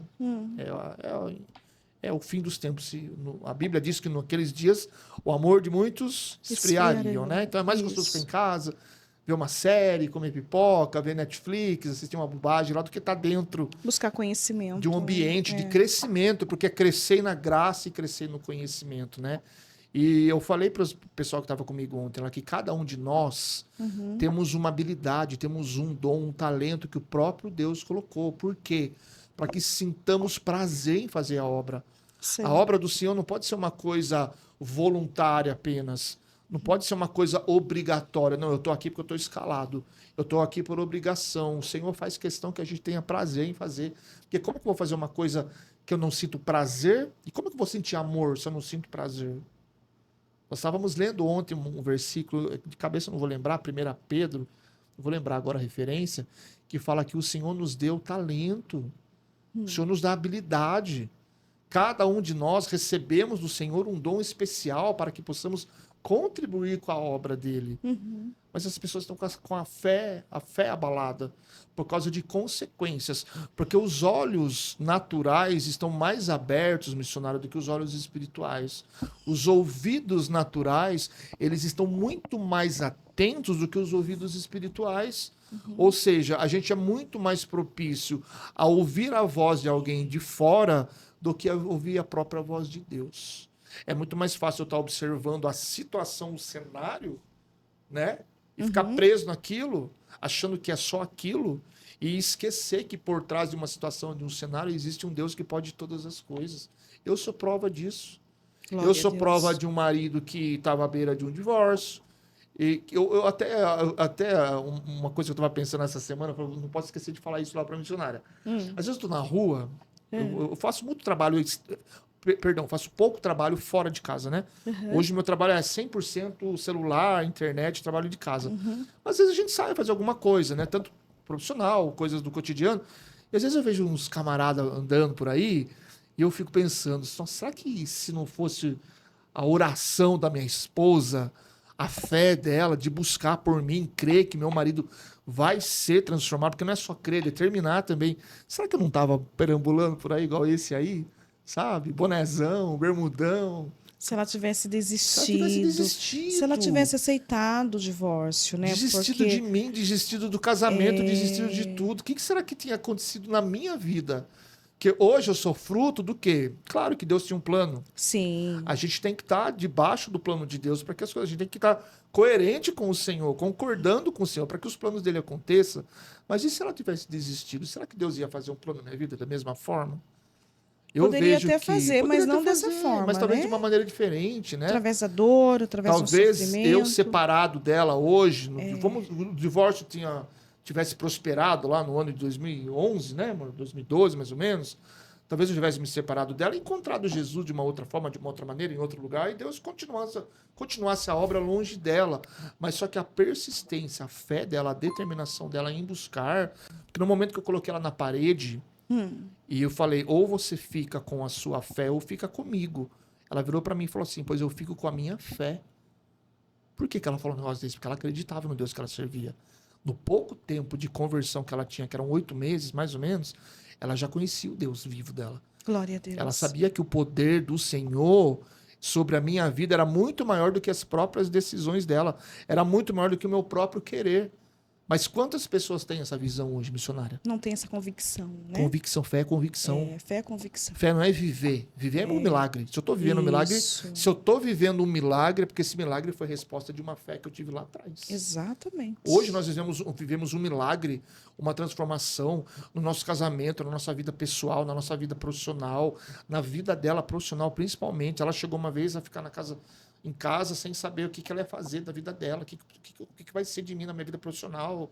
E hoje ela sendo bem sucedida, né, o salão dela, o Estudo Moriá, sendo abençoado, crescendo, mulheres procurando ela lá para ficarem bonitas e sendo edificada lá dentro. Então Deus sempre tem um plano maior por trás. Glória a Deus. Eu glorifico a Deus todo dia. Eu muitas vezes em cima do altar eu falo um pouquinho do nosso testemunho breve, né? E eu falo, eu sou hoje fruto de um milagre de uma mulher que acreditou lá atrás. Não desistiu do Senhor, Não né? desistiu. Ela tinha uma certeza dentro dela. Ela tinha. Ela tinha certeza. Talvez não 100%, mas um pouquinho, né? Um pouquinho move Deus. Deus não precisa de uma fé gigantesca. Ele precisa de um grãozinho de mostarda. De fé. Junta com a vontade dele, pronto. O milagre é na certa. Gente, fica comigo até o final, que esse testemunho ainda tem coisas lindas que Jesus vai entrar e vai fazer. Se inscreva, comente, compartilhe e manda para mais pessoas. Lembrou de alguém que está à beira de um divórcio? Será que Deus aprova o divórcio? Será que todo divórcio é para acontecer porque tem que acontecer, porque é como podemos dizer assim, é destino? Ah, mas é porque ele não aceita isso, eu vou desistir dele, ou porque eu não quero mais, e a melhor opção é de se divorciar? Nem sempre Deus vai aprovar o divórcio. Porque Satanás, ele é sagástico. Ele vai entrar para destruir. Ele não sabe de nada, mas ele deduz, pelo andar da carruagem, que aquilo ali vai chegar num destino grande. Ele vai tentar interromper. Ele tentou interromper. Só que ela aceita Jesus de verdade, de fato, coloca tudo o que ela tem na mão do Senhor e o Senhor vai pelejar por ela. E o final disso tudo, ele que vai contar como que ele veio para Jesus, né, pastor Ricardo? Graças a Deus. Como foi assim? Quando a pastora Ana Paula ela não aceita o divórcio, mas também ela não dá braço a torcer para o Senhor, né? Porque ela é uma mulher determinada. E eu gosto de mulher determinada. Sabe por quê? A cereja está na mão dela. É ela que vai botar a cereja no bolo, né? Então, as mulheres determinadas, ela tem esse comando, esse controle na mão, não passando por cima, assim, da autoridade do homem, mas ela consegue contornar, sim, qualquer situação quando ela tem aqui. Ela sabe que a graça do Senhor está do lado dela, ela sabe que Deus, o favor do Senhor está do lado dela. Então, ela não precisa revidar, brigar, gritar, ficar histérica. Não, nada disso. Ela vai agir com sabedoria e ela foi para o joelho. Né? Ela foi para o monte quando esse divórcio está prestes. Ele nem queria nada. Não é isso? Eu já estava decididíssima assim, a não mais querer voltar para ela. E ela foi para o monte, né? Pro monte, numa tarde. O senhor lembra o que aconteceu lá no monte? Ela foi para o monte numa tarde, num dia de semana qualquer, determinada. Porque naquele dia eu tinha anunciado o divórcio. O senhor já tinha anunciado para a família, tudo? Não, para ela. Para ela somente. Tinha anunciado que a gente ia divorciar. Estava convicto já, era só questão de passar aquele dia, procurar aí o caminho, né, burocrático, enfim. E nessa tarde, ela falou que ela ia no monte. E ela estava em jejum esse dia, né? Ela fez um jejum, ela fez um propósito com Deus, mesmo contrariando-me, porque eu não queria que ela fosse para o monte, eu não queria ir. Mesmo assim, ela falou que ela ia buscar o Senhor. E quando ela entrou no monte, o interessante é que estava com ela o meu cunhado e a minha cunhada na época, né? E ele ainda falou para ela assim, mas você está em jejum, vai no monte assim, você vai passar mal. E ela falou, olha, com você ou sem você eu vou no monte hoje, porque eu preciso buscar o Senhor. Preciso de uma resposta hoje. E o meu cunhado acabou acompanhando ela no monte. Inclusive, a minha cunhada, na época, sentiu muito de orar por mim naquele dia. Ela nem sabia o que estava acontecendo, porque era uma coisa nossa. A gente nunca foi de ficar contando problemas nossos para expondo, né, para a família. Sempre, até hoje, muita coisa muito reservada entre nós, né? E nesse dia, sem saber de nada, minha cunhada entrou no monte e sentiu de orar por mim. E eu lembro que ela orou por mim, orou só por mim naquele dia. Depois ela conta isso, né? Um pouquinho na frente. E foi nessa noite que eu fui trabalhar, bravo com ela, porque ela ia aonde? No monte. Ela foi no monte à tarde. Eu à noite ia pra anunciei igreja. que eu ia divorciar. E ela fala pra mim que vai aonde na noite? Na igreja. Na igreja. E eu, depois de tudo que eu falei, você ainda vai na igreja? Ela vira e fala, vou. Aí você me deixa com o carro ainda. Aí eu lembro que ela me levou até o trabalho e eu fui dirigindo que nem um louco, né? Porque eu ficava bravo, saí dirigindo que nem um doido. E aí eu parei na porta do meu trabalho, ela me deixou lá. Eu bati a porta, entrei trabalhar e ela foi pra igreja. Foi chorando até a igreja, né? Acho que foi no culto do lar esse dia, né? Foi na igreja. Da Pauleiró? É. E aí eu fui trabalhar e fiquei tranquilo na minha, trabalhando lá. E aí quando foi, acho que umas 11h30 da noite, mais ou menos, eu liguei pra ela. E aí que eu falei pra ela, falei, amor, ó, não sei o que tá acontecendo aqui, sei lá, mas eu queria conhecer seu Deus. O senhor falou assim? Mais ou menos assim. É. Foi que ela conta até hoje. De isso. repente o senhor teve essa Meio que sensação? de repente, O que o assim. senhor sentiu assim Não quando... sei explicar, missionária. É. Não sei. Não houve uma sensação. Assim, a gente brigou, pedi desculpa pra ela, tudo. Liguei, pedi desculpa, né? E aí eu falei pra ela. Eu cheguei em casa no outro dia. Eu falei, me fala do seu Deus, vai. Sabe, meio que fiquei meio curioso, assim, já com o coração meio aberto. E eu lembro que ela perdida, sem saber o que fazer. Agora, meu Deus, o que eu faço? O que eu falo pra ele? Ah, eu vou falar uma palavra. Não lembrava onde estava a palavra. Ligou pro irmão, ligou pro pastor Mário para lembrar a palavra. Aí o pastor Mário falou para ela, acho que era Isaías, né? Não lembro a palavra que ela queria me falar aquele dia lá. E ali as coisas começaram a mudar, missionário. Ali eu lembro que eu fui num culto no lar, acho que na mesma semana, de uma amiga nossa, da rua de casa mesmo, mas eu tava meio fechado ainda, coração meio duro. Mas eu já, pelo menos, eu fui e participei. Acho que foi o primeiro culto que eu participei, oficialmente, né? Tinha ido uma vez ou outra na casa do meu cunhado, mas eu nunca tinha ficado lá, porque eu não tinha muita paciência. Não tinha paciência. Toda vez que eu escutava uma ministração, para mim fazia sentido, como se fossem línguas estranhas, realmente. Para mim não fazia sentido nenhum. É porque o inimigo cega a pessoa de Cega uma forma, né? Que a pessoa não surda. entende. É. Deixa a nossa consciência fechada, né? E aí foi começando a desbloquear. E eu lembro que nesse culto que eu fui, a palavra já começou a fazer sentido. Eu lembro que teve um irmão que levantou, acho que foi o preleitor da noite, lá não me recordo muito, e Deus usou ele para entregar algo para mim.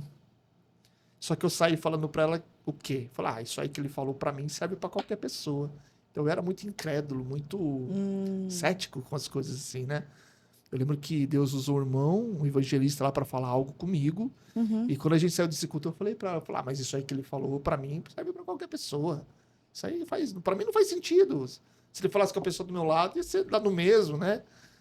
Aí depois eu fui num culto no lar de novo, na casa de um irmão, amigo nosso, onde meu cunhado ia pregar nessa noite. E teve um irmão que foi contar um testemunho lá que ele era morador de rua. Até hoje eu não lembro quem que era esse rapaz. Ele contou testemunho de uso de droga e aquilo me tocou de uma forma. E ele contou um pouco da transformação dele naquele testemunho, né? Foi meu cunhado que pregou nessa noite. Contou também quando ele estava entrando em overdose, que o diabo queria tirar a vida dele. Ali ele sentiu o poder de Deus. E aquilo me tocou de uma forma. Falou, meu Deus, esse negócio de Deus é forte mesmo. E eu lembro que nessa noite, de alguma forma, eu já tinha aceitado Jesus. Foi na casa do irmão Anderson, né? E daí, no próximo dia que eu fui chamado, aí já estava com vontade de ir para a igreja, né? A gente foi na Assembleia de Deus lá do Jardim do Sol, do pastor Jean, e teve uma ministração lá que, se eu não me engano, foi do irmão Anderson também. Tivemos um culto na casa do irmão Anderson, onde meu cunhado pregou, e no dia do culto, esse irmão da casa pregou. E no final, que terminou a pregação e teve o apelo, antes de o pastor fazer a pergunta do apelo, eu já estava com a mordida assim. Glória a Deus. O primeiro tá na frente, lá, essa daqui se descabelando, Desmanchando, né? Não linda. acredito que aceitei Jesus. Aceitei Jesus do meu jeito. Saí de lá ouvindo rock. Eu já não tinha mais a banda já. Por cotidiano, correria, a gente acabou terminando a banda, né? Mas eu gostava de rock. Saí de lá usando as minhas roupas ainda. Saí de lá com um alargador. Esse alargador eu levei meses para tirar. Era um alargador pequeno que eu tinha. Não era grande, aquelas orelhas. Sim, Chegou a ficar deformada, né? Mas era um pequenininho. Mas eu lembro que eu comecei a ir pra igreja, comprei terno, comprei gravata, comprei camisa, ganhei uma Bíblia, né? E eu ia pra igreja de terno, gravata, camisa e com alargador na orelha. Eu tava o alargadorzinho, eu fazia questão de deixar. Que qual que era o meu plano? Meu plano era usar aquele alargador para pregar para quem usava alargador. Então, Tinha isso no seu a coração. desculpa que eu tinha. Não, eu vou ser assim do jeito que eu sou, porque eu vou alcançar outras pessoas. Paulo, a palavra de Paulo era o quê? Se faça de louco para ganhar os loucos. Eu falei, bom, eu vou ser um dos mais loucos então, né? Vou alcançar muitos loucos. Mas o Espírito Santo de Deus vai trabalhando. Ele vai tocando o nosso coração, ele vai nos moldando. Vai modificando, e é de né? dentro para fora. E a maneira que ele faz é tão maravilhosa que não nos causa dor, nos causa clareza. Né? Ninguém precisou ir até o senhor e falar, o senhor tem que tirar esse largador. Não. E o pastor era muito... Esse primeiro pastor que eu tive, né? Você também, né? Ele era uma pessoa de mente, assim, completamente amoroso, né? Ele entendia o trabalhar de Deus. Que tem lugares tem lugares que pessoas chegam e o pastor local exige uma transformação. E não tem como exigir E essa transformação que ela é exigida, ela não prevalece. Não prevalece, se torna uma coisa Porque, superficial, não é uma coisa faz verdadeira. para obedecer, não porque está no coração para fazer. Exatamente. Mas a Ana Paula exigia que o senhor tirasse, né, o alargador. Na verdade, ela ficava cobrando de mim, que não era para ouvir mais rock, que aquelas músicas eram mundanas, que o jogo que eu jogava explodia as coisas, não sei o quê. Né? E eu, como sempre fui uma pessoa muito calma, eu sempre fui muito calmo e tranquilo. Muito calmo, tranquilo e responsável. Isso sempre fui. Né? Tinha meus momentos doidos lá de banda, lá de rock, lá, que acho que quando eu expressava, né, o meu verdadeiro eu, talvez. Mas sempre fui muito responsável, nunca fui de faltar de trabalho, essas coisas, né? Certo. Mas eu lembro que daí quando ela começou não era cobrar, ela estava me direcionando de alguma forma, né? Mas eu ouvia uns rock muito pesado, era muito brabo. Muito Como brabo. o senhor se libertou de ouvir essas músicas de rock? Eu conheci uma banda chamada Oficina G3, através da pastora, esposa desse pastor, que era de rock, né? Oficina G3 é rock. É rock. Aí eu troquei. Começou a ouvir o rock evangélico. Troquei o rock que eu via pesadão pelo rock pesadão da Oficina G3. Só que dentro da igreja eu comecei a conhecer os louvores. E eu sempre, na banda que eu tinha, eu cantava na banda. Ah, o senhor cantava? Eu cantava na banda, eu era o vocalista, né? Não era cantor, era vocalista. E quando eu comecei a conhecer os louvores, eu comecei a louvar pro Senhor. Então os cultos começou a ter em casa, eu louvava. Alguns cultos na igreja que eu era recém-convertido, tinha oportunidade, eu louvava, chamava ela para louvar comigo, Deus do Impossível, a Marca da Promessa, não lembro o nome do louvor. E aí Deus foi tirando. Quando eu percebi, eu não estava nem conectado com mais nada. Não, algumas roupas que eu tinha eu dei para um amigo meu, camisa preta, bermuda. E foi o Espírito Santo te convencendo. O Espírito Santo fez ali, sem pressão, como ele age, né? Com delicadeza, com amor, com perfeição. Sem dor, né? Sem dor, sem cobrança. Quando eu vi, eu tava pronto, tava liberto, tava transformado. Aí o senhor mesmo já. tirou o alargador. O alargador foi legal. A história Foi. que a gente ia todo domingo de manhã na consagração da igreja. Era tipo um culto que tinha chamado consagração. Sim. Acho que era domingo de manhã ou sábado de manhã. Domingo de manhã tinha a escola bíblica e sábado de manhã tinha a consagração. E como eram poucas pessoas, o dirigente da consagração sempre dava algumas oportunidades, né? E eu ficava, eu quero ter uma oportunidade, eu quero ler a palavra, eu quero louvar um hino. Já tava com o coração já, né? Cheio de Deus ali. De vontade. A loucura que eu tinha pro rock agora era uma loucura para querer louvar o Senhor. Toda oportunidade que eu tinha, eu louvava. E nesse dia, aquele negocinho na orelha começou a ficar me incomodando ali. Porque eu ia de terno, camisa, gravata, sapato e alargador. E a Bíblia debaixo do braço, né? E era interessante que algumas crianças da igreja achavam meu alargador a coisa mais linda do mundo. Eu estava influenciando mal as crianças. E na época eu tinha um celular, que no cantinho do celular, você tirava uma canetinha, assim, que você digitava. Você acha que lembra dessa época, né? Lembro, sim. E eu pegava essa canetinha e passava dentro do largador, assim. Aí as crianças achavam muito louco aquilo, né? E eu me achava o máximo. Ah, que legal isso aqui, ó. Aí, nesse dia da consagração, aquele alargador começou a me incomodar, e sem ninguém ver, eu fui lá, desrosquei com uma dificuldade enorme, que era difícil tirar aquele negócio. Tirei e deixei no cantinho, assim. Fiquei lá, sem o alargador, só o buraquinho. Aí, esse dia, eu não lembro quem que estava dirigindo o culto esse dia, me deu uma oportunidade lá. na consagração. Aí eu li uma palavra, um trechinho, né? Louvei um hino lá, que eu não me lembro qual hino era agora. Nunca mais coloquei no alargador, na orelha. Aí foi só... Foi liberto. Aí meu interesse era comprar camisa, cada semana eu comprava uma gravata diferente. Aí já tinha uns 2, 3 ternos em casa. Aí foi uma transformação. Deus foi fazendo uma obra completa. Graças a Deus. Até que o Senhor nos levou para uma outra igreja, um pouco mais...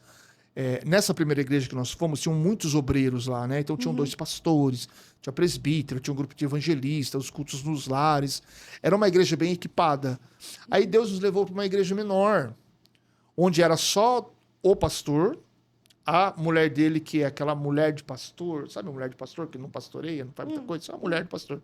E tinha um casal que louvava na igreja de pastores também. Então eram só eles. Tinha 1 ou 2 obreiros ali, e quando nós chegamos lá, nós fomos tão bem recebidos, e o pastor começou a investir na gente lá. Percebeu em nós, num culto que a gente fez com ele, que nós tínhamos talvez um chamado, talvez a visão dele, né? Acho que viu em nós algo diferente e começou a colocar responsabilidade em nós. E eu e a pastora Ana Paula, na época, então, eu era diácono, fui consagrado a diácono, ela consagrada a missionária nessa igreja, e começou nós 2 sozinhos fazer cultos nos lares. Aí foi onde Deus transformou total. Começou a revelar os chamados. Começou a revelar tudo. E foi muito... Aí foi uma coisa linda. Aí todo dia que ela ia para a igreja, agora eu estava junto com ela. Todo culto que ela ia, eu estava com ela. Mesmo eu trabalhando à noite, na época, naquela correria, eu pagava para um outro rapaz ir lá, ficar para mim no meu plantão, para eu poder sair e fazer a obra daí. Aí é só... Aí... O senhor pagava para outra pessoa? Porque era a diária que eu recebia, eu pagava para o cara. Só para ir estar na igreja? Só para eu poder sair para a igreja. Pagava para ir para a igreja. Glória Todo domingo eu fazia questão de tentar folgar o máximo que eu podia para estar na igreja. Aí Deus foi tão bom que fechou essa porta, me colocou para trabalhar de dia. Aí eu estava todas as noites livres aí. Aí foi só glória a Deus. Maravilha. Aí começamos a fazer cultos nos lares, começamos a fazer trabalhos na igreja, começamos a fazer culto para morador de rua. Todo primeiro domingo de manhã tinha culto para morador de rua, né? E era uma delícia. Eu carregava eles no meu carro. Sempre amamos essas obras. Entregar café na rua, a gente fazia hot dog, marmita, e levava para os moradores de rua. Era muito bom isso aí. Maravilha, né? Clínica de recuperação, começamos toda sexta-feira, nós íamos na clínica, a gente tinha uma clínica de recuperação, missionária, sem dinheiro, sem recurso, sem combustível, nós ia pela fé. Sabe o que é? Colocar R$5 de combustível na época, para ir voltar na estrada de Araçoiabinha, errava o caminho, tinha que pagar pedágio, não tinha dinheiro, e era assim uma coisa de fé, de fé. E ali Deus foi trabalhando, ensinando. O cristão precisa aprender a ter fé, exercer a fé, porque a fé não brota. A fé tem que ser praticada. Quanto mais se pratica, quanto mais você ouve, né? A fé vem por ouvir e ouvir a palavra de Deus. Mas quanto mais você pratica aquilo que você ouve e aprende, mais a fé cresce. A nossa fé foi praticada. Foi praticada meio na dor, meio assim, ó, vamos na fé. Fé, tudo é fé. Glória a gente hoje vive pela fé. Eu tenho o meu trabalho, a agência que eu administro, né? Ela tem hoje o salão dela. Não somos CLT, não somos assalariados, não temos aquela segurança profissional e financeira, né? Mas a gente aprendeu a viver pela fé. E pela fé Deus honra. Glória a Deus. Deus honra. E como foi o seu chamado pastoral? O meu chamado pastoral, eu posso dizer que foi assim. A Ana Paula sempre foi muito mais pastora que eu. Ela tem o dom mesmo. Eu sempre fui muito mais um evangelista, assim, né? Hoje eu me encontrei mais, assim, eu gosto muito de ensinar. Eu não sou muito eu não sou muito estudioso. Se eu falar que eu sou uma pessoa que paro horas para estudar, eu não posso falar isso, porque eu estarei mentindo. Mas tudo que eu aprendo, eu gosto de ensinar. Às vezes eu estou lendo um livro, no meio do livro eu fico tirando foto da página do livro e mandando para as pessoas. Porque as pessoas... Se eu tenho algo que eu aprendo, que está transbordando em mim, eu me sinto na responsabilidade de compartilhar, não consigo guardar. Não consigo guardar, né? Então eu tenho esse chamado de ensinar. O pastor que instrui a igreja. Já a Ana Paula é aquela pastora que cuida mais, que ela acompanha mais. Então nós temos 2 chamados semelhantes, mas que existe uma execução diferente. Mas que se unem completamente. e se completam. Completamente. Teve uma missionária, inclusive foi tão bonitinha da parte dela, a missionária Marilyn. Ela fez uma homenagem para, acho que no dia do meu aniversário, se não me engano, né? Ela fez uma homenagem falando que eu e ela nos complementávamos. É a pastora do amor e o pastor da sabedoria, da inteligência, ela disse, né?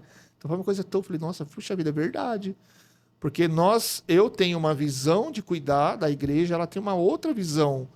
Mas se a gente colocar junto, isso se complementa de uma forma muito forte. Glória a Deus. Porque as pessoas precisam ser amadas, sim, cuidadas, e se não forem instruídas?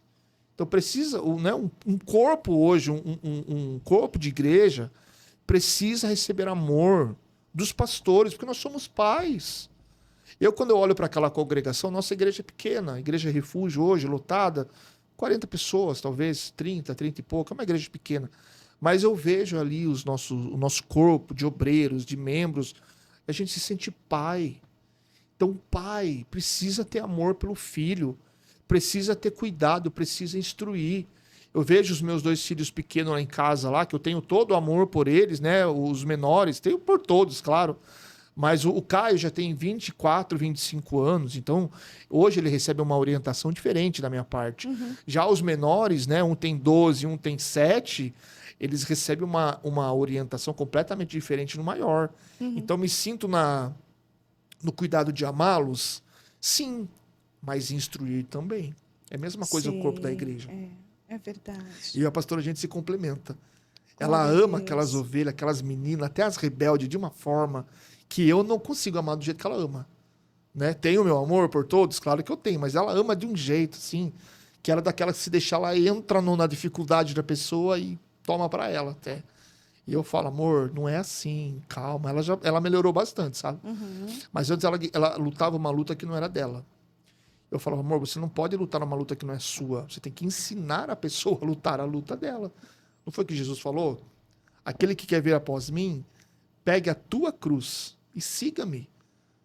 Porque Jesus já carregou a nossa cruz, a parte mais pesada da nossa cruz, ele já carregou. Sim. Mas existem coisas que nós precisamos carregar.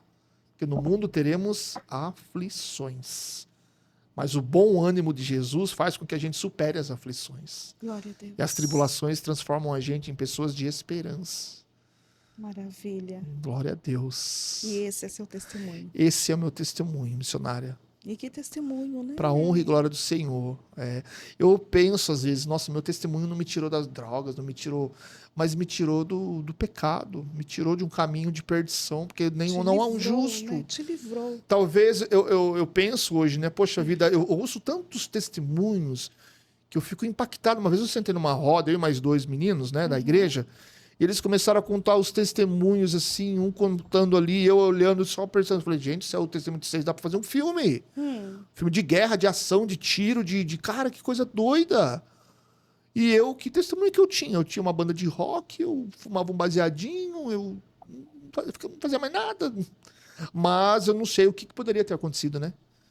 Às vezes a gente se pega tanto ao que a gente era no passado e esquece do livramento que o Senhor deu daqui pra frente. É verdade. Se a minha esposa não tivesse buscado por mim, se ela não tivesse persistido em oração, em fé, tudo bem, né? Eu tenho uma história de vida, todos nós temos, mas e a história de vida que eu podia ter hoje? Que eu não tive porque o Senhor me livrou? Aonde que eu podia estar? Com quem eu podia ter me separado dela e ter me envolvido com quem? Aonde eu estaria? O que teria acontecido? Então são testemunhos que a gente não vê porque a gente não viveu. Mas eu penso assim, poxa, o Senhor me livrou de tanta coisa que eu podia ter vivido, que eu podia estar vivendo. Podia ter hoje, ter casado talvez com uma outra pessoa e não viver o casamento maravilhoso que eu vivo hoje. Porque Deus restaurou o nosso casamento de uma forma, missionária, que hoje nós cuidamos de casais. Hoje nós fazemos cultos para casais. Então olha o peso disso. É mesmo. Hoje nós fazemos cultos para casais. Vai ter um agora, dia 19, na nossa igreja, né? Sábado que vem. Glória Esse sábado já. Gente do céu. Glória Fizemos acho que 3 ou 4 eventos já, né? Então é tudo plano de Deus. Deus restaurou nosso casamento para que tivéssemos uma história, para que a nossa história possa influenciar outras histórias, né? E o recado que eu deixo aqui, tanto para os maridos quanto para as esposas, Mulheres, não desistam do seu casamento. Sejam fortes, sejam sábias. A Bíblia diz que a mulher sábia edifica a sua casa. Na sua casa está o seu marido, os seus filhos, a sua história, tudo que você construiu. Não desista, porque é um presente do Senhor. E maridos, ouçam a sua mulher. Tenham paciência com as esposas. A gente vê os maridos hoje muito sem paciência. A gente vê tantas mulheres na igreja sozinha. Por quê? Porque os maridos não estão ouvindo a esposa. O homem é o cabeça, mas se a gente for parar para analisar, missionária, a esposa, muitas vezes, ela é mais sacerdotisa dentro de uma casa do que o marido sacerdote hoje. Porque a mulher sábia, ela fala com palavras sábias. E se o marido for sábio, ele vai ouvir a mulher. Eu aprendi a ouvir a minha mulher em muita coisa. E graças a muitas orientações que eu ouvi da minha esposa e trouxe para minha vida, talvez ela nem perceba, mas quantas orientações ela me deu, e eu peguei, e eu coloquei na minha vida, e Deus tem abençoando. Vem abençoando. Assim como o marido também tem que saber cuidar da sua esposa, né? Não é só ser um cônjuge, não é só carregar uma aliança. Eu vejo hoje a minha esposa como uma pessoa que precisa dos meus cuidados. Eu preciso olhar para minha esposa, os maridos precisam olhar para a esposa, não apenas como uma companheira de vida, mas eu vejo minha esposa como uma filha, como uma amiga, como uma parceira, como uma intercessora, como uma sócia, né? Como um presente de Deus para minha vida. E eu faço questão de cuidar dela como uma princesa. Porque o Senhor cuidou da igreja, né? Ele ama a igreja, como o marido deve amar a esposa. E quando eu tive essa interpretação, meu Deus, o Senhor se entregou na cruz do Calvário para uma igreja pecaminosa. E ele pediu para eu amar a minha esposa como ele amou a igreja, se entregando, porque nós não merecíamos a cruz. Nós não merecíamos que o Senhor fosse, né, crucificado, se entregasse na cruz do Calvário. Nós não merecíamos isso. E as nossas esposas precisam do nosso cuidado. Estou falando de mim, mas de um modo generalizando. Todos os maridos precisam olhar para a esposa como Cristo olhou para a igreja. E hoje eu faço questão de presenteá-la, de perguntar o que ela quer comer, vindo para cá, amor, você quer comer? O que você quer comer? Aí eu sei as coisas que ela gosta, então fica mais fácil, né? Toda semana eu compro um presente para ela. Por quê? Porque Deus amou tanto o mundo, deu seu filho. Quem sou eu para não amar minha esposa? Para não me entregar para ela, para não fazer mais do que eu posso. Claro que os nossos limites, recursos financeiros, hoje influenciam muito, né? Sim. Mas se eu tenho condições de amá-la, de representar esse amor de Cristo pela igreja dentro da minha casa, dentro do meu casamento, por que eu não vou fazer? Então, muitos casamentos sofrem essa negligência. Tanto da parte do marido quanto da parte da esposa missionária. Por isso que muitos casamentos estão em conflitos. E não é por coisa difícil, não é coisa simples. Falta comunicação, falta interação, falta atividade sexual. Eu já quebrei todos os tabus, né, sobre esses assuntos, sabe? Porque o nosso casamento se transformou quando a gente teve uma visão diferente de tudo isso. Então falta isso dentro dos lares. Dentro de um quarto, falta comunicação, falta intimidade, falta oração. Quantas vezes ela está orando, daqui a pouco eu estou orando do lado e pego na mão dela. A gente começa a orar, cada um no seu tempo. A gente vai para o monte todo domingo de manhã. Eu faço questão de orar junto com ela, do lado dela. Porque nós somos um só. Se eu sou um só com a minha esposa, por que eu vou ter os meus pensamentos? Por que eu vou ter o meu... Hoje eu acho coisa mais linda quando a gente sai para comer e passear. Ela vai lá e ela paga. Eu falo, Senhor, glória a Deus, obrigado. Continua abençoando essa mulher, que ela pague muitos mais jantares para mim, em nome de Jesus. Mas um momento ou outro é o senhor que paga, né? A maioria sou eu que pago, Coisa claro. boa, né? Às vezes a gente racha. Racha também? Porque ela tá... nós estamos hoje vivendo um casamento moderno. Moderno. Amor, quem paga hoje? Eu ou você? Posso pagar metade? Eu falei, tá tudo certo. Mesmo. A maioria das vezes eu abro a porta do carro para ela até hoje. Abre a porta Isso do carro. tá em extinção, né? Tá, Hoje muito. Romantismo, cavalheirismo, acabou, né? Acabou. As pessoas, elas batem muito na tecla da mulher hoje, que tá tomando muita frente, né? E a gente... O empoderamento feminino, né? Perigo isso, tá? Empoderamento, feminismo... E está vindo também, e tem muitas pessoas que já estão agindo assim e não está percebendo. Dentro da casa, agindo da dentro da casa, igreja, dentro da igreja, no cotidiano. De uma forma normal. Isso tudo é falta de sentar e colocar os pingos nos is. Comunicação sincera, comunicação aberta, precisa ter. É verdade. Precisa ter. E é muito sério isso, né? E quando eu ouvindo aqui o testemunho do senhor, falando sobre a pastora Ana Paula ter ido buscar Deus em primeiro lugar, eu vejo aquela palavra que eu até abri aqui em 1 Coríntios, capítulo 7, 13, né? Que se a mulher estiver casada com um homem não crente, e este concorda em viver com ela, que ela não se divorcie do marido. Mulher porque sábia, o marido não crente é santificado pela esposa. Meu Deus. Por ela. Foi isso que aconteceu. Ela te santificou, né? Porque a esposa não crente santifica no convívio do marido não cristão. Então, a mulher tem esse poder. Muito né? Muito poder. E é tão interessante quando o senhor fala sobre... que nem era para nós entrarmos, né, nesse lado aqui, mas que é tão necessário falarmos, já que estamos nesse assunto, que também muitos homens, eles fracassaram no meio do caminho, né? Fracassaram. Então, o homem fracassando, ele dando um passo atrás, a mulher, ela já tem nela a tendência de tomar rédea. Aí ela vai para cima. Isso não pode acontecer, né? Porque a mulher, ela é a disjuntora, ela tem que estar do lado, auxiliando o marido.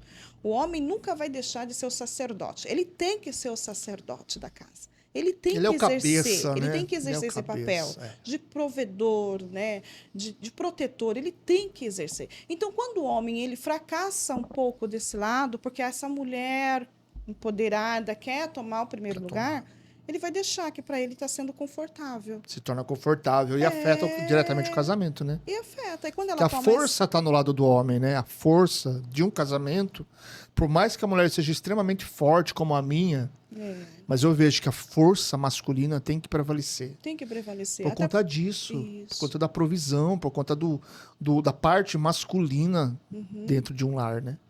Isso tem que ser dosado, isso tem que ser equilibrado, isso tem que ser filtrado, né? Tem que ter mais assim, atenção para os casais, mostrando para essas mulheres que ela não pode tomar o papel do marido na casa dela, é ele que é o homem, ele que é o sacerdote, ele que é o chefe. Quando a mulher entende isso, ela sofre menos. Mas ele é um pouco lento, tá? Tenta andar na lentidão dele, ou então você traga ele para o seu aceleramento. Exatamente. A mulher consegue ter esse poder na mão. Ou administra a lentidão do marido, né? Pois é, não é fácil não, mas dá para fazer, né? Porque se sentar, conversar, muitas coisas podem ser resolvidas. Falta de diálogo honesto dentro de um casamento faz muita diferença. E às vezes joga um casamento para o ar por falta de... Essas coisas tão pequenas. E uma coisa que acontece muito nos casamentos, quando eu falo de casamento, eu gosto muito, viu? As mulheres baixam muito a cabeça. Na hora de ter voz, não tem voz. Se tornam aquela mulher submissa. Porque a mulher precisa ser submissa. Mas não aquela mulher que aceita tudo. Tem mulheres que estão aceitando tudo dentro de uma casa. E não pode. Não pode, não é assim que funciona. Não. Mulheres crentes que andam dentro da palavra do Senhor, mas na hora de trazer o 1 Coríntios capítulo 7 para dentro da casa, abaixa a cabeça, não mostra a sua sabedoria, porque Deus dá sabedoria para a mulher, e é diferente da sabedoria do homem. Senão a Bíblia não estaria dizendo, Provérbios 14, que a mulher sábia edifica a sua casa. A mulher tem uma maneira de trabalhar dentro da casa que o marido jamais vai conseguir trabalhar. Porque o marido estressado, ele grita, ele briga, ele fala palavrão. Aí a mulher que é crente dentro da casa, com o marido descrente, ela vai gritar, ela vai brigar, ela vai xingar, ela vai partir para cima, ela vai falar palavrão para ele. Não. Onde que ela está edificando? Ela tem que agir ao contrário. Com sabedoria, não com submissão total. Porque submissão total seria uma aceitação total, né? A mulher precisa aceitar as decisões do marido, por isso ela se torna uma mulher submissa. E a mulher submissa é uma das mais sábias dentro de uma residência, de uma casa, né? Dentro de um convívio conjugal, a mulher que ela é submissa, ou seja, ela aceita que o marido seja a cabeça da casa, toma as decisões mais importantes, toma a frente de coisas mais importantes, é uma das mulheres mais sábias que existe hoje na atualidade. Mas ela não pode ser aquela mulher que aceita tudo. Pode. Ela vai estar destruindo pouco a pouco o seu casamento, a sua casa, o seu convívio com a família com as próprias mãos. Isso é bíblico. A mulher sábia edifica a sua casa, mas a mulher tola a destrói com as próprias mãos. Na hora que tem que falar, não fala. Na hora que tem que tomar uma atitude, não toma. Na hora que precisa sentar o marido, conversar e corrigir certas coisas, não faz. Ela busca em oração, mas não é o que eu falei no começo, não né? age, né? Ela busca em oração, o Senhor até revela uma palavra ou um conhecimento de ação para ela, porque o que muda as coisas, missionárias, são as ações.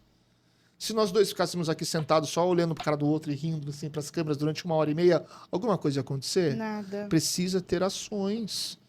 Se toda a oração que você fez para chegar até onde você está chegando aqui hoje, com tudo que está acontecendo no Resgatando Vidas, né? Valores, perdão, Isso. Resgatando Valores, se você não tivesse colocado todos esse planejamento de Deus em ação, algo teria acontecido? Não, jamais. Precisa tomar decisões de ações.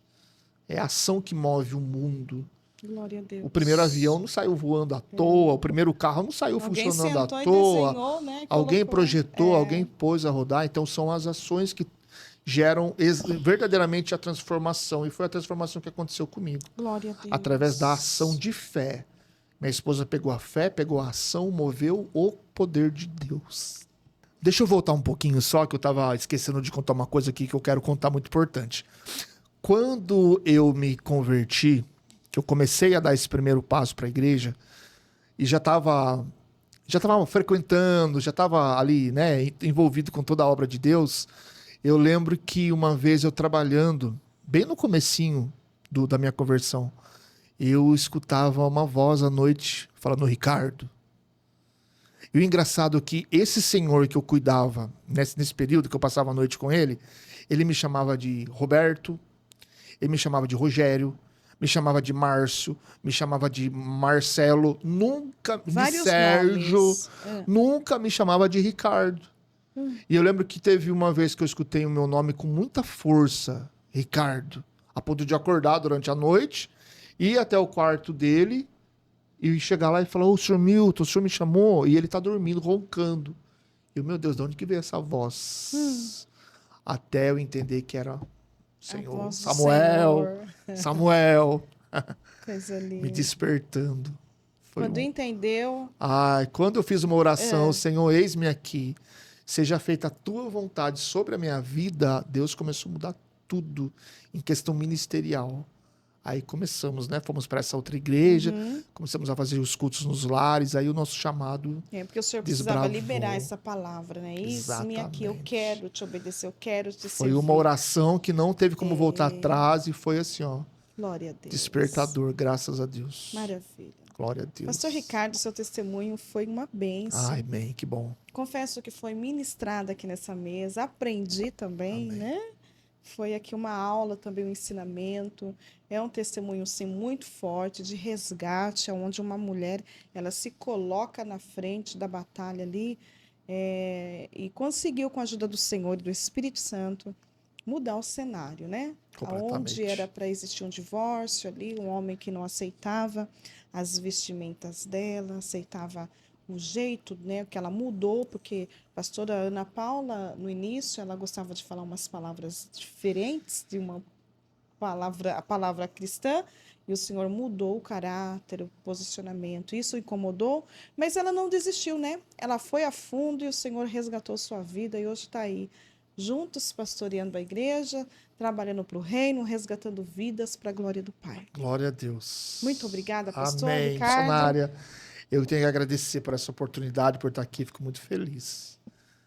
Feliz. Espero que seja a primeira de outras, né? Opa! Outros testemunhos, outras histórias, Será outras uma honra. bênçãos, outras conquistas. Tem muita coisa para o Senhor fazer ainda. Sim. E não é na nossa vida, né? O Senhor faz através da nossa vida, né? No tempo dele, Esse com que é o certeza. papel principal do cristão. Saber que o Senhor age através da nossa vida, alcançando outras vidas, né? É verdade. Graças a Deus. A bênção de Deus não pode ficar retida em não nós. pode. Recebeu, derrame na vida de Sempre, outras pessoas. sempre. Eu quero crer que o seu testemunho, como o senhor disse no meio assim, que não é aquele testemunho, mas com certeza irá de encontro com alguém que talvez tenho está certeza. passando por esse processo, né? E a voz do Senhor aqui hoje foi de grande peso, de grande valia, e resposta de Deus na vida de muitas pessoas, eu quero crer assim. Mas antes de nós terminarmos, eu gostaria muito que o senhor fizesse uma oração por todos nós, por todos os casais, né? Por nós mulheres que precisamos muitas vezes nos posicionar, nos silenciar. E esse silêncio que eu quero dizer não é você ficar emburrada lá, de boca fechada, não vou falar, porque escutei lá que a sabe aquela que... Não, não, não. É silenciar, sim, nas suas ações, no seu comportamento e agir com sabedoria, falando para Deus. Conta para o Senhor. Ele vai entrar, ele vai intervir, porque ele tem esse poder. O homem, ele só vai até onde Deus permite ele ir. Nós vemos, o homem chegou à lua, porque Deus permitiu ele chegar lá. Conseguiu passar? Não. Então, o homem só vai até onde Deus permite, em todas as áreas da vida, até sentimental, no amoroso, no profissional, né? Muitas vezes fazemos grandes planos, mas só vai acontecer, só vai executar se Deus permitir que aquilo aconteça. Então, o casamento dele passou por um fio. Quase se desmanchou. Só que Deus entrou, porque Deus foi responder a oração de quem foi lá gritar aos pés dele. Eu digo que o nosso socorro vem do alto. A nossa vitória está na mão do Senhor. Talvez alguém vai dizer assim, não tem mais jeito. E se eu fosse você, chuta o balde. Calma aí. Tem 1% de chance? Então acredite. Ore conosco. Confia no Deus Todo-Poderoso, que pode intervir hoje na sua situação. Seu casamento não está indo bem? Confia no Senhor. Peça para Deus entrar. E ele entra. Ele entra, ele tira o sono da pessoa da noite, ele faz, né, como o Senhor que ele cuidava, trocar os nomes e chamar para ele entender, opa, essa voz não é uma voz normal. Deus tem os meios e os métodos dele para falar com o homem e com a mulher. Não existe ser humano que o Senhor não tenha acesso. É ele que é o grande criador. Então, ele sabe como tocar, como fazer acontecer. Você, eu, nós precisamos confiar no Senhor. Acreditar, ter fé, porque Deus quer fazer. Deus, ele é o grande que quer realizar prodígios nas nossas vidas. É nós que dificultamos. É nós que colocamos limites e impedimentos para Deus não fazer. Então, que esse podcast caia, assim, como resposta de Deus nas suas mãos, na sua vida, nesse dia. Pega esse link, manda para todo mundo, coloque no grupo das irmãs, coloca no grupo da igreja. Diga que Jesus, ele continua restaurando o casamento. Mas o divórcio vai resolver? Aparentemente, sim. Mas as consequências vai ser pior do que você enfrentar com sabedoria e com graça. Eu digo que existem situações que é irreversível. Aí, sim, você tem que buscar ajuda e viver sua vida. Porque senão pode terminar em morte, em tragédia. Mas 80% são situações que dá para reverter. É falta de posicionamento. Se você buscar em Deus, com certeza ele vai descer e ele vai agir. Tá bom? Onde você estiver. Seu casamento está ok? Glória a Deus. Agradeça a ele porque está tudo bem. Lembrou de alguém que está passando por um problema? Quantas mulheres chegam até mim? Aparentemente está tudo ok. Mas quando ela senta aqui, não é nada daquilo. É muitas dores, é muitas mágoas, é muita, assim, falta de perdão.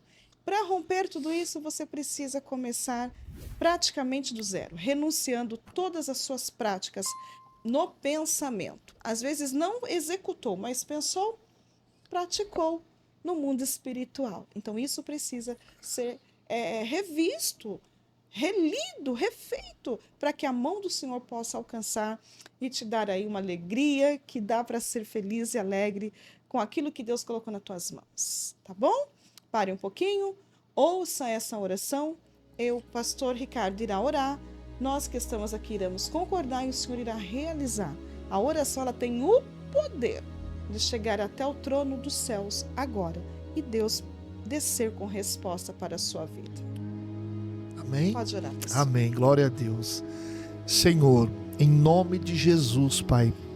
Primeiramente, nós te louvamos, Senhor, por esta tarde, Pai. Glória a Jesus. Por esse momento, ó Pai querido, de poder compartilhar um pouco dessa nossa história, que foi uma história, Pai, que foi vencida, Senhor, pela Glória a fé. Deus. Um casamento que estava à beira, Senhor, do fracasso, à beira de uma derrota, mas pela fé da tua serva, que buscou, que acreditou, Obrigada, Jesus. que confiou, Pai, na tua palavra, na tua promessa, Pela vida da conseguiu, pastora, Senhor, gerar uma transformação, um milagre, Pai, na minha vida, no nosso lar, Senhor, na nossa casa, em todas as áreas. Pai, pedimos a Ti, Senhor, que assim, muitas vidas, Senhor, a partir de agora, que estão chegando, Pai, que estão recebendo esse vídeo, Pai, esse podcast, essa história, que talvez estejam passando por situações semelhantes, a ponto de querer desistir, olhar para a situação, Pai, o cenário, para as dores que tem enfrentado, a ponto de querer não permanecer, a ponto de querer voltar para trás, jogar tudo para o alto, Senhor. Pai, não permita, Deus, que vidas, que casamentos sejam destruídos, Pai. O inimigo está ganhando poder, Senhor, nessa área. Ele está constituindo, Senhor, barreiras, Pai. Está colocando impedimentos, está colocando duplas opiniões, Senhor, mandando pessoas de fora, Pai, a darem conselhos. Mas o maior conselho vem do céu. Que a intimidade da oração prevaleça dentro de um lar, mesmo que seja um lar, Senhor, à beira de um colapso, à beira de um precipício. Casamentos hoje, Pai, podem ser restaurados, podem ser edificados, assim como o Senhor trouxe a transformação do nosso lar, da nossa vida conjugal, da nossa vida na nossa intimidade, Pai. Assim seja também, Senhor, em muitos outros lares, muitas outras casas, Senhor. Em nome de Jesus, nós cremos, Pai, no poder da Tua palavra. Nós cremos, Pai, no poder da oração, de um clamor. Também te peço, Pai, para esse projeto, Senhor, da missionária Zilda, Senhor. Que continue aqui, ó Pai querido, operando, Deus. Que continue, Pai, trazendo, Senhor, pessoas aqui, ó Pai, que ao sentar nessa cadeira, nessa mesa, diante dessas câmeras, Pai, ao abrir, Senhor, a boca para confessar, para falar da história, para contar um pouquinho de cada testemunho, vidas sejam impactadas, Pai. E continue dando a ela, Pai, a Tua equipe, recurso, dando sabedoria, Senhor, dando provisão do céu, porque nós sabemos, Senhor, que tudo que está ligado na terra está ligado no céu, e tudo que está ligado no céu há de prosperar. O Senhor continua abrindo as portas para eles, Pai. O Senhor continua dando a eles, ó Pai querido Senhor, tudo que eles necessitam, Pai, desde recurso financeiro, recurso tecnológico, Pai, e que o Senhor os livre, Pai, de toda perseguição do mal. Se o inimigo tentar se levantar, Senhor, contra essa obra, porque nós vemos, Pai, esse podcast, Senhor, não como um podcast qualquer, mas como um ministério onde o Senhor tem operado por trás, e que todo levantar, todo agir do inimigo, Pai, venha a ser quebrado, venha cair por terra, e que prevaleça aqui, Senhor, o Teu poder, a Tua glória, em nome do Senhor Jesus Cristo. Amém. Glória a Deus, aleluia. Amém, graças a Deus. Coisa linda, meu Deus, como é bom, né? Louvado seja o Senhor. Amém. Graças a Deus. Quero deixar aqui meu agradecimento mais uma vez, missionária, pela confiança, por todo o carinho que você tem. E a gente sente, né? Esse carinho, essa amizade, esse calor, esse respeito por mim, por minha esposa. E esteja sempre, né? Continue apresentando nossas vidas, nosso ministério em oração. Porque as pessoas falam que servir a Deus é difícil, mas quando nós estamos dentro da palavra, o fardo se torna leve, se torna prazeroso. Fazer a obra para nós hoje é um prazer. Estar aqui com vocês é um prazer, me sinto honrado de estar aqui. Em nome de Jesus, mais uma vez, muito obrigado. Que o Senhor continue te abençoar nesse projeto maravilhoso. Amém. Amém. Amém. Muito, muito obrigada, pastor Ricardo. Que Jesus também continue abençoando a vida de vocês poderosamente. Glória a Deus. A minha amiga pastora Ana Paula Evangelista, uma grande mulher de Deus, que desde o momento assim em que nós nos conhecemos, entrou aquela graça, sabe? Aquela comunhão. A fé que ela tem atingiu a minha. Glória a Deus. E eu então passei a amá-la, respeitá-la, né? E ter perto, porque é muito bom você ter por perto de você pessoas que exalam a presença e o cheiro de Cristo. Pessoas de fé. Pessoas que quando você está num dia não muito bom, que é normal, tá bom? Qualquer um pode passar por isso. Você tem uma amiga para ligar e dizer para ela assim, hoje eu não estou muito bem. Eu já estou sentindo que você não está bem. Isso é conexão de espírito. E a Ana Paula é essa pessoa muito sensível e de muita fé. Amo a vida dela, a família também, né? Vocês moram no meu coração. E eu tenho uma alegria e satisfação muito grande de hoje recebê-los aqui.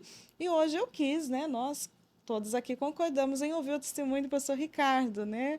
Ele começou meio assim, eu falei, eu quero só ver como ele vai terminar. De repente destravou. De repente destravou, né? Pareceu um livro de romance, né? Contando ali. Mas nós vemos aí a gratidão dele e é lindo isso. E é que é poucos homens que têm essa sensibilidade, né? De falar assim, é através da minha esposa que eu sou o homem que eu sou hoje. Glória a Deus. Então, percebo muito homem que ele tem essa dificuldade, né? E graças a Deus que o senhor é sensível. Eu sou muito grato à vida dela, por tudo que ela acredita muito em mim. Eu sou meio fora da casinha às vezes, sabe? Às vezes eu tenho umas ideias meio mirabolantes, assim. Ela sabe que, né? Às vezes ela fica meio um pé atrás, mas hoje eu vejo o quanto ela acredita em mim. Não só na área profissional, financeira e tudo mais, né? Mas principalmente no meu ministério. Eu quero agradecer você por tudo que você vem fazendo pela nossa vida, por minha vida, pela vida dos nossos filhos, a nossa casa. Eu tenho o maior orgulho de ver a mulher linda, maravilhosa e forte que você é. E eu te amo muito. Amém? Ui, as revelações aqui na mesa. Mesa revela. Obrigada, pastora Ana Paula. Obrigada a todos vocês, meus irmãos de perto, de longe, os irmãos da Europa que eu amo. Um beijo para todos vocês. Japão, um beijo grande. Muito obrigada pelo carinho. Eu preciso agradecer uma amada que mandou pelo correio essa lembrancinha aqui, olha. Que lindo. Maravilhoso, gente. Depois que eu cheguei da Itália, tinha esse presente lá em casa que o correio entregou e eu não consegui saber quem é, porque não veio nenhum telefone para me agradecer, mas eu quero agradecer aqui de todo o meu coração quem enviou, quem fez esse bordado aqui, né? E embaixo tem um versículo, Efésios 4:11. Muito obrigada de todo o meu coração, você que enviou essa lembrança aqui para mim. Gratidão, gratidão. E aqui está escrito, enquanto eu confio, Deus faz, que é a fala que o Senhor Jesus nos deu, nos presenteou. E eu estou muito agradecida a Deus por tudo que Ele tem feito aqui, no Resgatando Valores, por tudo que Ele está fazendo e por tudo que Ele vai fazer. A minha fé cada vez mais cresce em tudo que o Senhor tem prometido, porque eu não tenho pedido mais nada. Eu estou só vivendo o cumprimento e está sendo maravilhoso, gente. Como é bom nós obedecer e ficar com a voz do Eterno. Porque enquanto eu confio, de fato, é Ele quem faz. Eu quero terminar esse podcast com meu coração desse tamanho, cheio de gratidão a Deus por todos os benefícios que o Senhor tem nos feito. O primeiro benefício foi lá na cruz do Calvário, que morreu para nos salvar. E você que está passando por algum enfrentamento, aceite Jesus Cristo, vá para uma igreja que tem a palavra, que tem ali um pastor de fé, de oração, e caminhe com Cristo. Caminhe, entregue seu caminho nas mãos do Senhor, a sua família, a sua casa será transformada também, como foi a transformação na vida do pastor Ricardo. Eu quero agradecer o meu diretor, meu filho, que de vez em quando puxa as cordinhas aqui da mãe, né? Meu companheiro, meu confidente, meu amigo. Meu filho é meu amigo. Muito obrigada a todos vocês que têm torcido, que têm orado, que têm dito cada palavra ali, irmã Zilda, e olha, aconteceu isso na minha vida através do seu podcast. Eu atributo a ele toda a honra, toda a glória e todo o louvor. Fiquem todos na paz do Senhor Jesus. Receba o meu carinho e o meu abraço. Voltaremos daqui a pouco com mais um testemunho, se assim o Senhor nos permitir. Que Deus abençoe. Eu quero que o senhor é muito bem-vindo aqui. Amém, glória a Deus. A paz do Senhor Jesus. Amém, Eu quero que o senhor paz. fique muito à vontade. Tá à vontade, né, pastor?